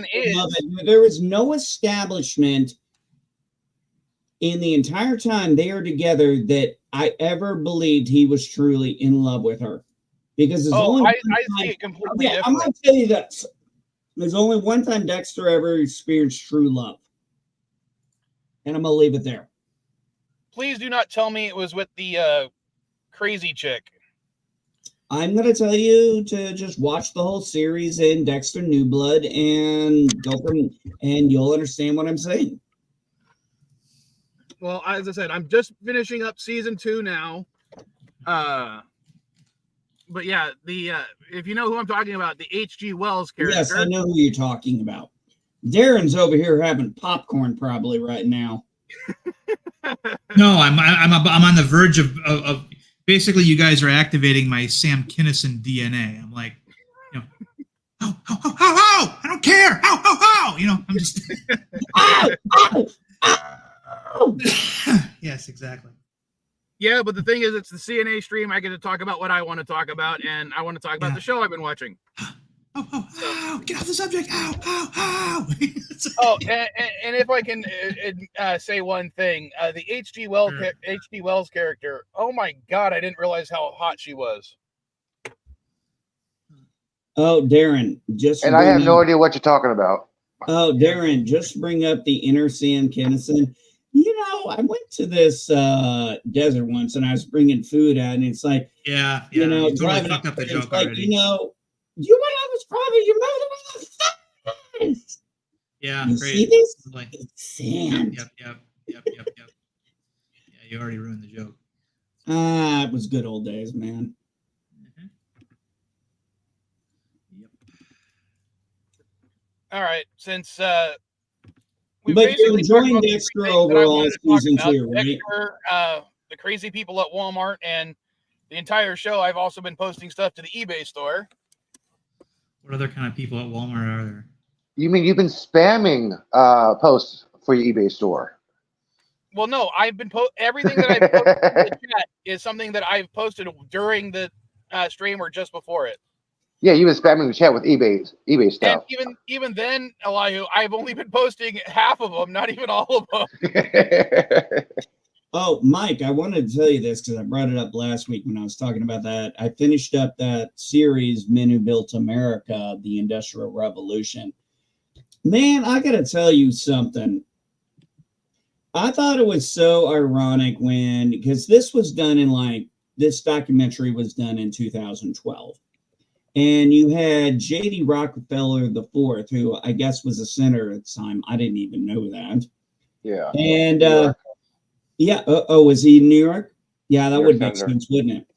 Well, what was so funny, or not funny, but what's interesting is when you realize that Carnegie, Rockefeller, and J.P. Morgan bought McKinley's election, and then their whole reason for putting Roosevelt, talking to McKinley, put Roosevelt as a VP was to basically keep him a toothless tiger, because the VP has no power without, whatever the president says. And then, of course, McKinley gets assassinated, and Roosevelt goes right to work.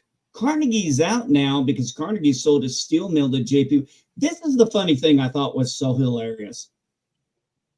JP Morgan wants to buy Carnegie out because Carnegie, he's kind of getting to a point. He's like, do I really want to keep doing this fight anymore? Do I really want to keep? And JP Morgan talks to basically his lieutenant and is like, well, I'd like to buy it. And, they're out playing golf. And he's like, well, if you wanted to sell to JP Morgan, what would be the offer? So he wrote it down. $430 million. By today's standards, I don't even remember what it was, but it was a huge sum. It was an insane amount of money to ask for. And JP Morgan goes, call Carnegie. I accept. And then you have Rockefeller, who after Roosevelt becomes president, they break up his Standard Oil company, his gasoline company. And here's the thing. The companies that come around are Exxon, Mobil, and, those. And Rockefeller has massive stocks in those. So he said it was ironic. They broke up his company and he made more money than he ever did before. No, but the irony is it was like, hey, we knew this was monopolies were a bad thing. When we finally got to the last episode and we're looking at Ford, Henry Ford and what he did, because I don't know if you guys knew this. Did you know that he had to fight to go to Congress and be like, hey, these guys cannot own the patent on the automobile? I mean, he had to go before people and say, like, no, we're not letting you do this. It's like, you can't own the automobile. So he took him to Congress and he won. And wait till you get to William Randolph Hearst. Oh, yeah. Hearst, yeah, damn, that'd be. Yeah, but one of the things about what his 40-hour work week and creating the assembly line became such a standard, it became why you were able to have mass production. Why makeup companies we were no longer making things just for the elites. His whole point was the common man. People were like, oh, we can do this. Hershey started doing it. Makeup companies were like, hey, we can mass produce this stuff and sell it to the common person. That's why his car was so affordable. Yeah, you make a lot more money. I mean, Ford made a lot more money in his first 10 years of operation than Rolls-Royce did. Rolls-Royce never stopped making for the elites, and they both eventually got obviously rich, but yeah, Ford got rich a hell of a lot quicker just by having a much larger customer base to sell to. Got it. Yeah, I mean, it's just amazing how I looked at watching that documentary and watching that. I think it was 35 years of history. And, I think about what we went through in my lifetime and the technological history, the technological things. But like JP Morgan, okay, Thomas Edison invented the light bulb. No, he didn't. Okay, okay, Elihu, I knew this was going to be a thing for you. I knew you were going to go there. Well, considering I said it first. I knew this was coming. Okay. Fucking A. I don't care if Tesla or Edison did it. But the thing was, if it wasn't for JP Morgan, electricity wouldn't have became a commodity for everyday people. And what he did was a huge risk. He had Edison put all his light his house up. Now, can you imagine being in the first lit house that you flip the switch and the lights come on? I mean, that must have been, the way they said it was kind of magical for these guys, probably because they didn't understand the concept. It was 2-block radius. Then it eventually went to a whole 10-block. Then it eventually encompassed the entire city. It started with 2 blocks. Yeah, what was it that he wanted to? Yeah, he wanted to light up New York, and that's when distribution stations came about because he was doing that. And then I did not know this, Elihu. I did not know Tesla was one of his apprentices. Yeah, that's when they had to start, when they broke out with alternating current and direct current. And Tesla has exactly. his alternating current. Like, hey, now this is a little better transitory energy distribution. Yeah, exactly. And they pointed that out, that he brought it up several times to Edison, and Edison was like, fuck you. But Edison's ego got in the way of him because he was already world famous. He already owned all these patents, and he probably just looked at Tesla as another apprentice. And he tried to steal a couple of Tesla's ideas. That's why he got out quickly. He realized, like, no, Edison's going to steal my stuff. No. Not only did he try to steal some, he actually patented some of Tesla's designs before Tesla could, just so he could get the money from them. Yeah, but also when Tesla finally resigned, JP Morgan was smart enough to be like, hey, at the end of the day, alternating current for large distribution, which one won, Elihu? Alternating current. Alternating current. Alternating current won over direct current. Yeah. And don't ask me, and first off, I don't understand trigonometry, so I have no idea how direct current, I just know it was a better power distribution. And what was interesting in that was at the end, and it was like, Morgan was like, hey, this is the future, man. Check your ego. I can explain direct current and alternating current in an easy analogy. Try holding a 10-pound weight in your right hand. That's direct current for an hour. Try switching that off and on for about an hour. You feel a lot comfortable. That's alternating current. Well, I also... You're switching power distribution. That's basically what it is. It's switching hands every once in a while. That's what. Yeah, that's what it is. That's a good analogy, man. I also saw that he did the thing where it's like, and I mean, Edison had a very dark side to him, and we cannot dismiss that. I mean, he really went after Tesla, saying this shit will kill you. And Tesla's like touching those, what do you call those balls, Elihu? The ones that you can do the currents with? You mean the Tesla coils? Yeah, the Tesla. You mean those proton balls? Yeah. And he was showing that to show how safe it was. And in the background, you had Rockefeller, who was doing the kerosene stuff, and he saw this as, oh shit, I got to kind of get, this is going to get in my business. But what Rockefeller did was what was interesting, because when he was doing his oil business for the kerosene and stuff, the person said, yeah, we have at this temperature, this stuff comes out, but we don't have a use for it. Why not? Oh, it's highly flammable. Guess what it was? Kerosene. Gasoline. Gasoline. He had already been making kerosene. He was making gasoline. Sorry. So he started using that. Mm-hmm. And then by the end of the Industrial Revolution, what Ford did and the mass production was cars were being built by Carnegie Steel. Professor Geek, it's time for recess.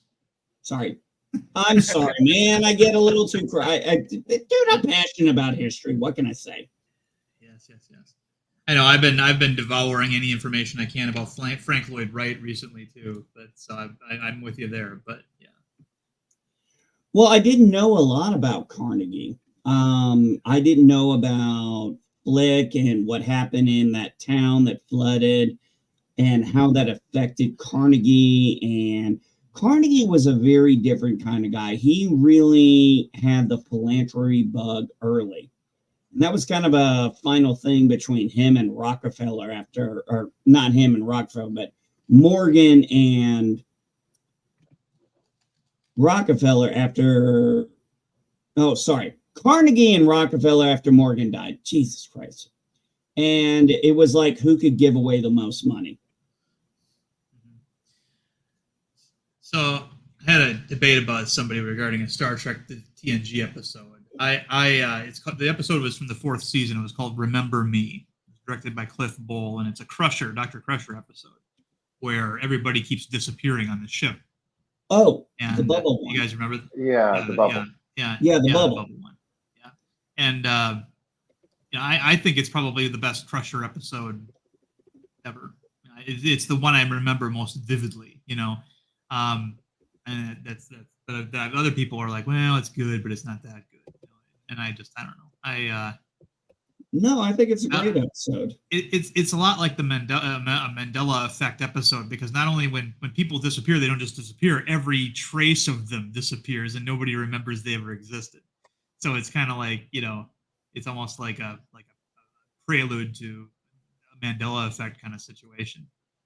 At least until we figure out what the actual mechanic is. I mean, for the first 30 minutes of the episode, we don't realize we're with Crusher. We don't know what's going on, right? And then in, I think it's the D block, we find out what the actual situation is, and then we find out before she does, and then we have to watch her figure it out. It was kind of neat that way. But I mean, Gates McFadden was really at the top of her game in that episode, because her facial expressions, especially once she's completely alone on the Enterprise, she has to like emote without anybody. It was pretty good, I thought. I would say my favorite episode of Maria Sirtis was when they altered her to become a Romulan.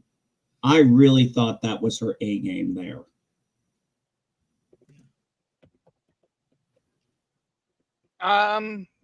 I don't know. I think my favorite episode is the one you mentioned earlier during the quantum filament thing where they lose power.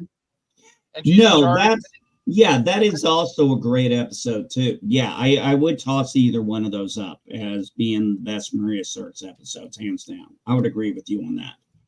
But I just thought the way she handled playing the Romulan and being aggressive and having to get out of her character's comfort zone, and I thought it really stood out for her character. Actually, there's one thing I will say. I think that her character really started to shine more after Jericho episode, where he's like, I want you in a Starfleet uniform. Jellicoe. Yeah, Jellicoe. I liked it when she was drunk in First Contact. Well, it's funny. Marina Sirtis tells the story about this because people were asking, like, does Troy have her own uniform, or are these supposed to be civilian clothes that she's wearing? Because she wears the same outfit in every episode. It was like, and she's like, yeah, kinda. It's like, but when it came to that season where Jellicoe came coming on board and required her to wear a uniform, the people were like, "You look fantastic in this. Why don't we just keep you in this?" It's like, and it became Jellicoe's best contribution to the show. He's the one who made Troy. I got to be honest, she looked a lot uniform. better in the Starfleet uniform than those other uniforms. Yeah, I mean the blue dress with the little cleavage coin slot, it was okay. I mean, I didn't mind that. That was in the pilot, right? Idea. No, that was later, like in season 5 and stuff. She had this blue dress. It was very long. It went all the way down to her ankles, but it had the coin slot in her chest. Oh, okay. Counselor Cleavage is that's when she got that nickname amongst some of the fandom. But yeah, the cheerleader outfit, the skants that she wore, in the first episode, those went away immediately. I remember listening to Denise Crosby talk about she'd be sitting there for 8 hours just standing there doing nothing. Yeah. And she actually asked them, "Is like, can you just make molds of my legs?" Well, what's funny about that was had she actually stayed on the show, she would have gotten. I mean, the whole reason they brought in Ro was basically Tasha Yar 2.0, right? Same kind of upbringing, same kind of character for the most part. I could see that. And Ro ended up being more interesting, of course, because of the whole terrorism angle. But yeah, she Roddenberry said, look, the show is always going to be about Picard, Riker, and maybe Data. And so she left. And what was funny about that was almost immediately Worf started getting beefed up in the episode. So that could have been her if she would have stayed. But it was, but if she would have stayed, then we wouldn't have probably gotten Worf as developed as he was. Well, one of the things I did like, and when it comes to Star Trek Picard, I only like the 3rd season. And yes, I'm going to own that. I don't care. Because it actually did something, one of the best episode I saw in Picard, season 3, was getting that conclusion between Picard and Ro. Yeah, because we never found out what happened to Ro after. Yeah. Yeah, that has always bugged the shit. That was one episode where she left to join the Maquis and we never found out about what happened to her. I was like, I would skip over that episode because I'm like, I never got conclusion to this character. Now I finally got conclusion to the character and I'm happy about it. And they finally got conclusion. How familiar are you guys with the post DS9 novel verse? Pocketbooks. Because they're not in continuity or canon. I've never paid them any attention. They're just. I haven't read a Star Trek book in probably 20 years. Well, they were planning. Go ahead. Well, one of the things when they were looking at bolstering Deep Space Nine in season 4, they had 2 options. One option was they were going to bring in Worf, which they eventually did, but the other option was they were considering bringing in Lieutenant Commander Riker, Thomas Riker, having busting him out of prison, and so you would have had this weird alternate, Will Riker as a part of the Deep Space Nine crew, and Frakes was like, I'm not going to do that. But Dorn took it, and I think that was the best move they ever made when it came to that. But that was another character that I kind of wish they could have at least touched on in Picard final season. Like, what if Troy finds out or that the man she married actually is Thomas Riker and not Will Riker, and they could have done some real mind game shit there, but Can you click that link I put and share that screen, Mike? Well, I know you posted something, Elijah, but I wanted to get back to what I was talking about. Okay. In the DS9 relaunch series, now I know you said it's non-canon. It is canon to its own universe, which they did end recently because they decided that the split off from where they went off on the relaunch stuff for Voyager, Deep Space Nine, and Next Generation was too different than what was experienced in Picard and Discovery and stuff. Right. So they actually just ended the thing by, literally destroying the entire universe, which makes sense in context. Yeah, but I don't necessarily consider, even though I liked it, Picard season 3 to be a definitive, it's I think it's an alternate future of TNG. I don't look at it as necessarily being the because Secret Hideout has had a real problem trying to match up what they want to do with what has already been, right? And I didn't mind 7 of 9 being a guest star on the 3rd season. I think she kind of works well with Picard because of the shared experience of being Borg drone and things like that. And in fact, there was for Star Trek not Insurrection, the Romulan one, not after First Contact. It was Nemesis, right? There was a situation with Marina Sirtis in her contract where it looked like she wasn't going to be in the movie, and they were looking at replacing her with either 7 of 9 or Ezri Dax, which they thankfully didn't have to do. But either one of those would have been an interesting shakeup. But I mean, when it's one of those things where if you can't get the whole crew, then don't bother making the movie, right? But getting back to it, I think that having her on there, even though her character had obviously been modified heavily, she was. I mean, you look at Voyager 7 of 9, and then you look at what they did with her in the Picard show, all 3 seasons. It's not the same character. They just they gave her a very different personality, and she didn't have that insolent hauteur about her, that weird sort of Hollywood madam speech pattern that she used to have and stuff. But I think it worked, especially in that 3rd season, having her being a first officer, Well, the reason I was bringing up the relaunch books was because you were talking about Ro and how they never actually finished her arc. In the relaunch books, what they ended up doing was because the Dominion ended up wiping out the Maquis, basically she's one of the ones that is captured and held in a prison and then eventually freed and pardoned by the Federation under the stipulation that she rejoins the Federation, and she ends up on Deep Space Nine and later on actually is put in charge of Deep Space Nine.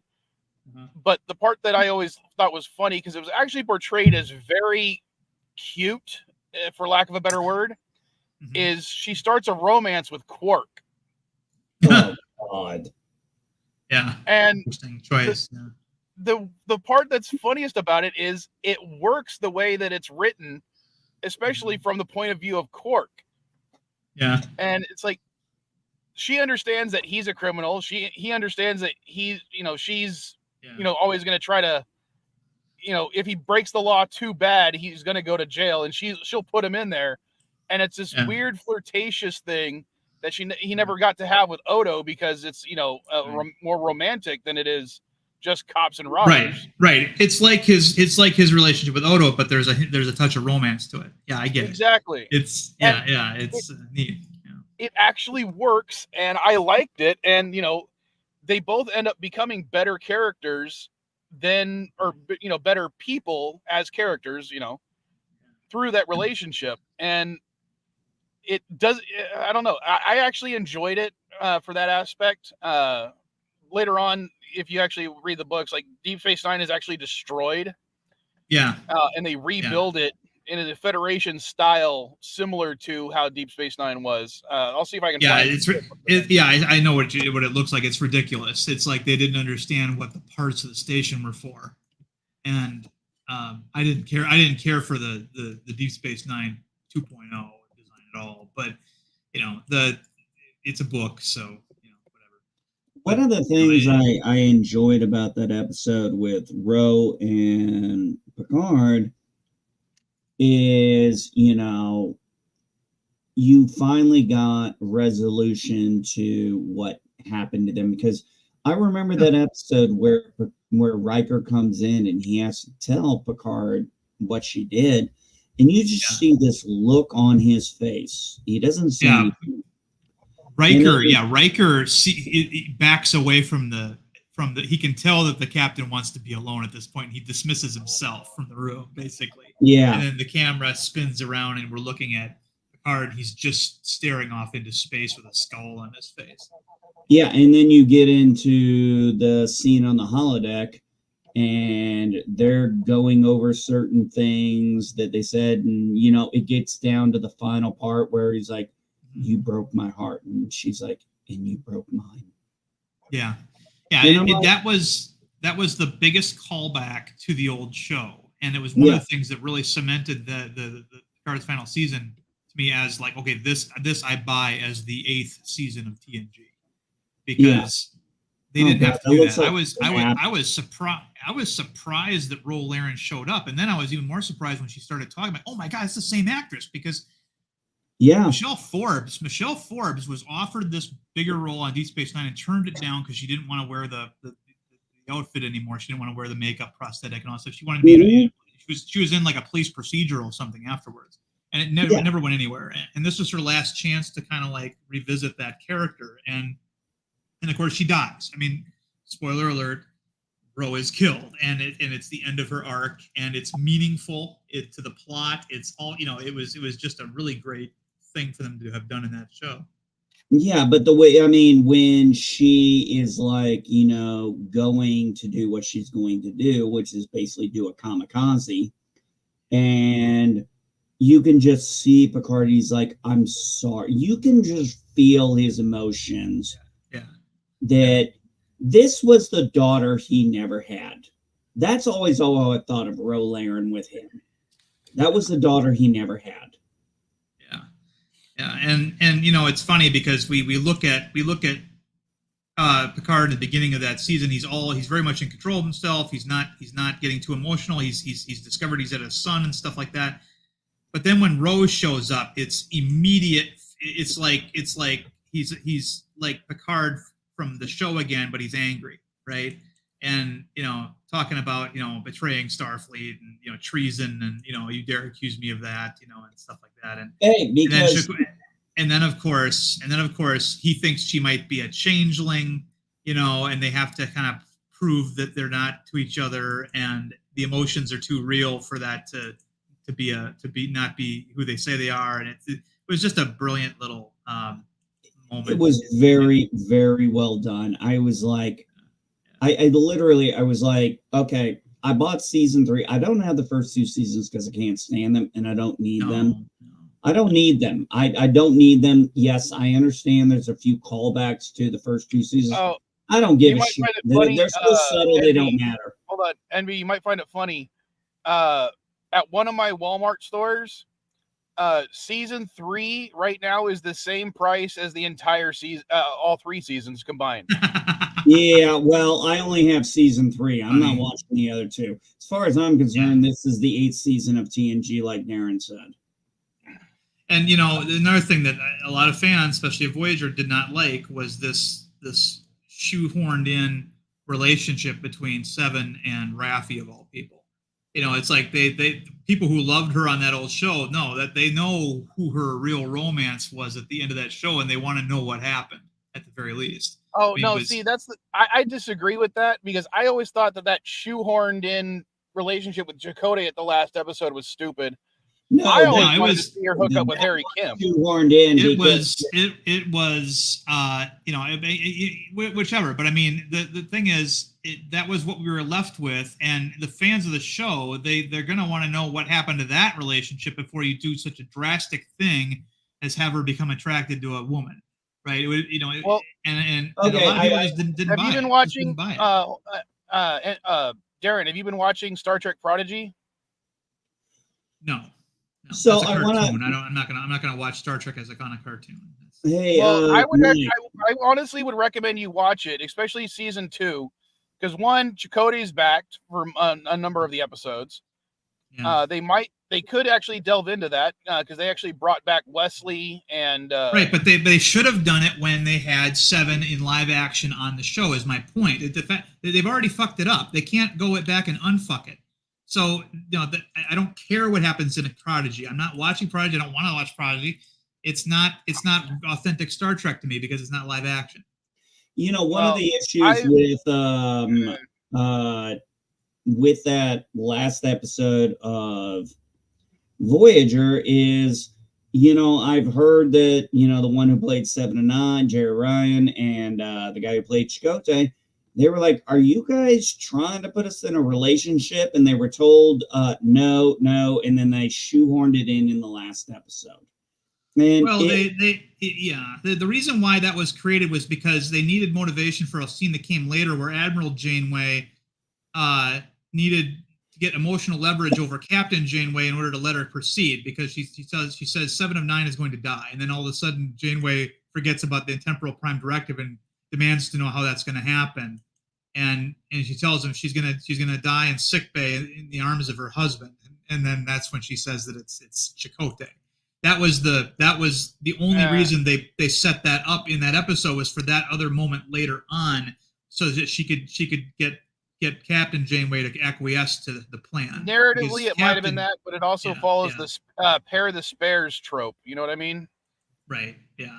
But I mean, well, also you got to remember they were probably only married because they'd been on the ship that long.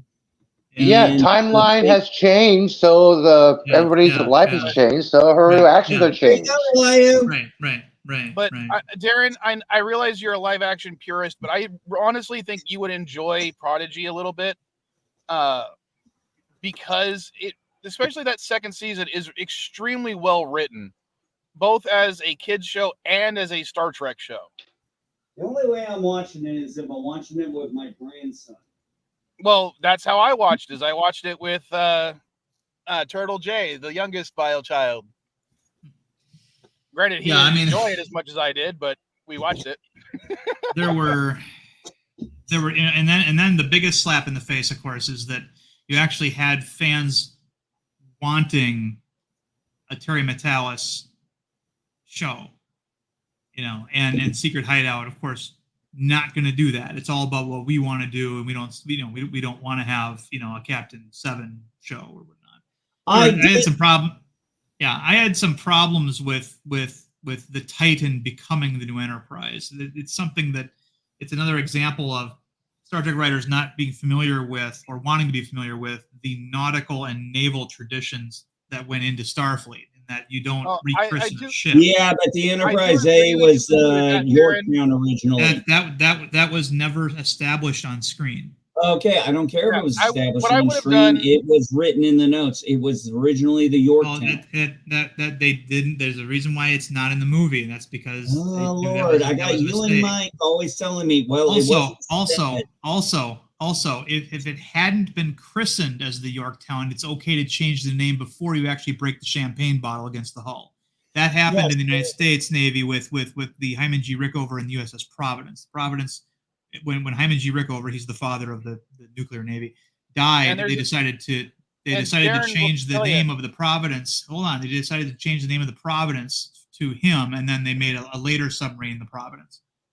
Okay, also, Mike, how many hulls were laid down that ended up being their names changed before the ship is christened? I mean, that happens all the time. Mike, this is very, very personal to people like him. All right, this is not an argument you're going to win. But I agree with him with the fact that I don't think they should have changed the name of the Titan. What I think would have been better is if you see the Titan, and then they're like, oh, and now it has a new sister ship, and then you see the Enterprise next to it. Oh, that exactly. Would have been a lot better. That might have worked, but we've also noticed that Gene Roddenberry, and it seems like these guys did not. Even though Gene Roddenberry was in the war and everything, in fact, I don't think he had anything to do with the rechristening of the Yorktown to the Enterprise A. I don't even think he would have done that. No. What I understand, the reason it was done that way was because they wanted to explain how there was a ship so quickly in the novelization. Right. Yeah, the novelization is not what we would consider canonical anyway. But yeah, the thing about the Sao Paulo being renamed as Defiant was also another point of contention, but that's more easily explained as simply it hadn't been christened yet, or it was such a new ship that it hadn't actually been added to the registry yet. That's another reason why it had NX on it. They kind of broke a lot of rules. Yeah, they broke a lot of rules with the Defiant, but I mean that's kind of the point of the Defiant anyway. Well, I would also argue there's kind of a big difference between a large capital ship and what is essentially a gunboat. Sure. Do you really want to go there with Darren? No, there is. He's right about that. I know he's right, but I mean, what am I going to see? What am I going to do? Sit here and tell him that no, there's no difference between a gunboat and a large cruise ship? Of course, there's differences. That's why one's called a gunboat, one's called a capital ship. I mean, right? Yeah, but they all have specific functions. Yeah, I know. Yeah, they have different jobs. Yeah, but I'm just saying. It's like, who cares if a gunboat is renamed multiple times by its crew? Whereas an aircraft carrier, you're going to want to no. Okay, this is where you have to stop, because there's another reason why we don't do this in the Navy. It's considered, again, Navy's very superstitious. It's considered bad luck.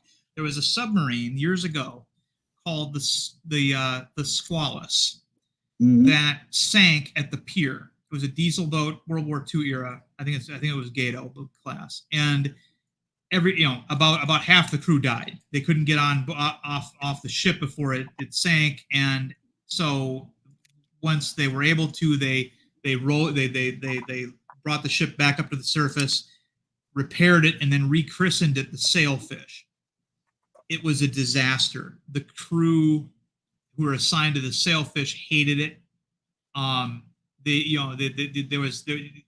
ship was now called the Sailfish. Anybody who called it the Squalus was punished. So then, some people were calling it the Squallfish. It was a disaster. The Sailfish only lasted, I think, 2 years before they finally just got rid of it. And I mean, how'd you like to be a commanding officer? You're going to get your new boat. Oh, we're giving you a boat that sank, but it's okay. We patched it up. It's like, no, that's not and we renamed it. Anybody wants. Yeah, and we renamed it too. It's like, it's okay. Yeah. It's got a different name now. No. And then of course there's that legend about the Titanic actually being, the Olympic, which whether it's cruise ships do it all. Cruise ships do it all the time, Darren. Yeah, I know, but the thing is, whether that happened with the Titanic or not, you can debate that. But I mean, but still, it's just bad. It's not good practice to do that.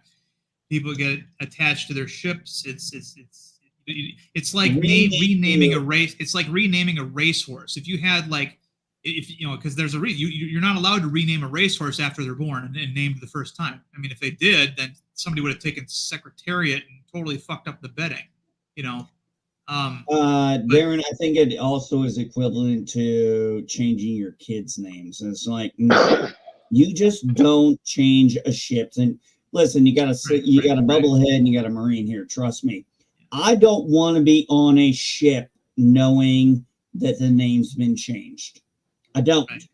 Unless the one exception I know of that is allowed is if the boat has been, and I'm talking boats, not ship, has been sold to somebody else, it is acceptable to rename it. Right. And that's happened. Okay, you literally, sorry for interrupting you, Darren, but I wanted to say you literally just preempted my but, because I was going to say something along those lines. We've been interacting with you for a long time. We've started to pick up on some of your tics. Okay. All right. And so, there's exceptions to that when it joins a different fleet. So exactly. I think there was even a novel. This was a novel that came out, and again, novel's not canonical, whatever, but it's an interesting idea. It was after it took place after Star Trek VI, and this alien race, and I don't remember whether they were made for the novel, found the wreckage of the original Enterprise No, excuse me. They didn't know. Sorry, backtrack. They bought the Enterprise A from Starfleet. Now the Enterprise A had all the computers and everything ripped out of it. It was barely functional as a ship. And the warp drive was removed, and they replaced all the equipment on board with this alien race's equipment. So it had a warp drive. It wasn't the same as the old one. And it didn't have phasers. It had disruptors on it. And the reason they bought it was for a specific rescue mission to get like the princess. Wait, hold on. Are you talking about the Star Trek Challenger series? It could have been. Yeah, it could have been. I don't remember what it was called because I read it years ago. But and they hire Picard, or not Picard, Kirk, to captain this weird, fucked up version of the Enterprise A for the mission. And I thought that was interesting because he had to learn what the weapons on board now were capable of doing and how they were different from the ones that he was used to and stuff. It was, and that was interesting to me. I think they named it something else when it went to that fleet too, and that's perfectly acceptable. I mean, we had there's a naval ship that's kind of famous in Navy lore called the Eldridge. It's the subject of the Philadelphia experiment, right? We sold the Eldridge to like France or some shit, and they named it something else. That's perfectly fine, Yes, but within your own fleet, yeah, you're not supposed to change the name. It's too superstitious for us guys. Yeah. It's too superstitious for sailors and Marines, man. We don't want to be on a renamed ship. Right. And anytime that they do that, I just, especially with, you could make excuses for the Enterprise A and for the second Defiant, but for the Titan, especially because the Titan had its own lineage. It had like the model ships in the meeting room and stuff like that, right? It had, and it had its own legacy. Riker, probably worked real hard to make Titan a ship that people remembered, right? And yet to have it just casually turn, okay, it's the new Enterprise G-Spot, I saw what you did there, Darren. All right. Yeah. I pulled this up because it's actually a listing I have. This is one of the Star Trek Challenger things. You can kind of see the Enterprise, or the thing you're talking about, which is a it's in the corner. I tried to center it as much as possible, but it's got underslung nacelles, a different neck, but the saucer and the main body are the same. But they called it the Challenger. Okay. I don't know if that's the same ship you're referring to, but it might have been. Yeah, that's what I'm thinking. Again, I think that might have been it because it was just interesting. Freddie. Sorry, my grandson was talking. I'm watching him. No, he's just being himself. Boy, that sun kisses his skin. His skin is so copper, it's amazing.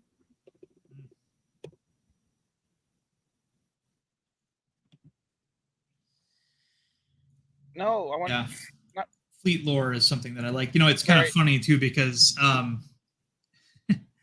I remember also I think John Eves, I can't remember, maybe it was Drexler who said this, that at the end of Star Trek Generations, when the Enterprise D is destroyed and the saucer crashes, right?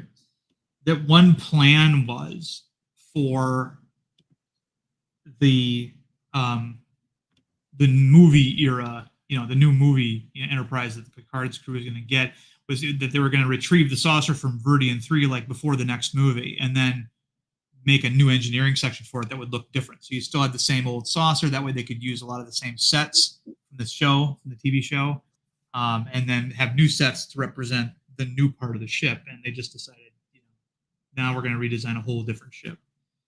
And I think it was kind of funny that Metalis, kind of went in that direction for bringing the D back. I kind of enjoyed what he did with when they were okay.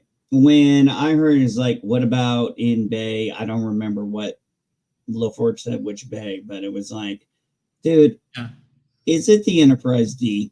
Because that's exactly what I was thinking. It was going to be the Enterprise D.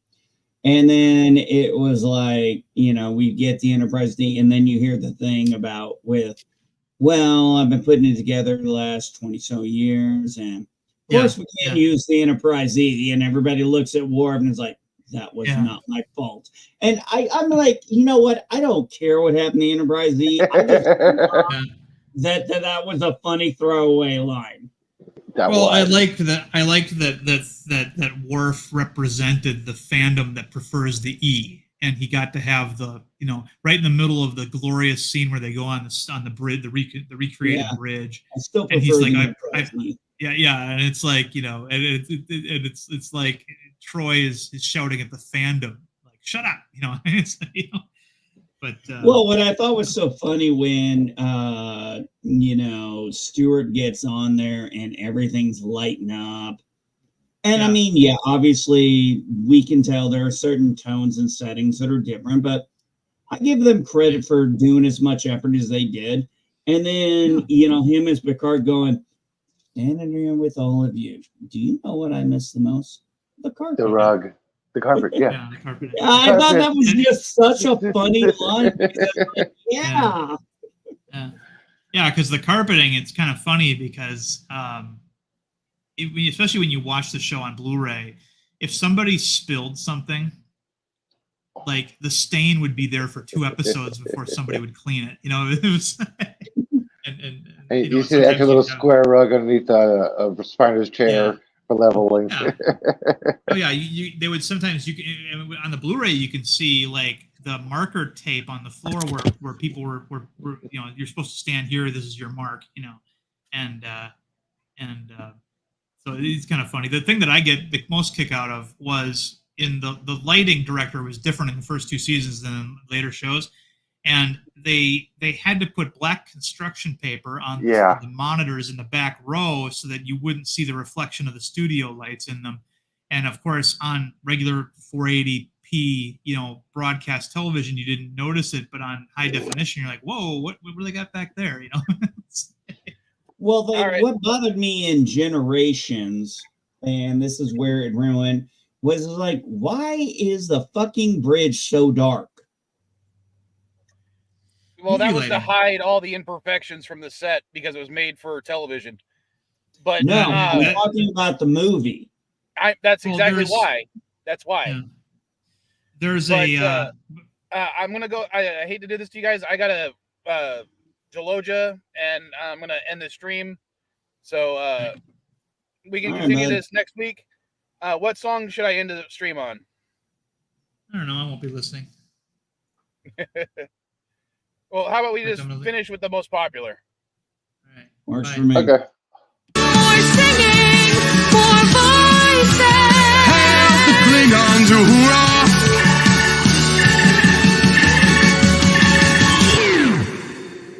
Open Klingon style. Klingon style. Open Klingon style. Klingon style. Open Klingon style. Hey, sexy Klingon style. Open Klingon style. Hey, sexy Klingon style.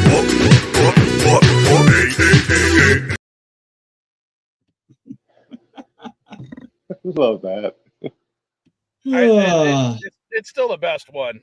Yes, it is. All right. You're 19 years old now. I figure it's about time you got one after all your complaining.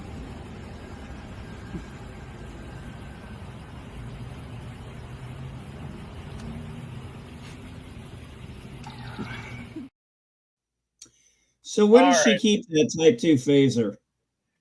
Right now it's in her closet. Oh, really? It's not in a display case?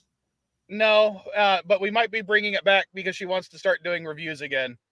I'm working on the first one, but I'm gonna try to have 3 in the bag before I even post one, so it probably won't be till 2025. All right. I'll see you guys next week. Later. Later, guys.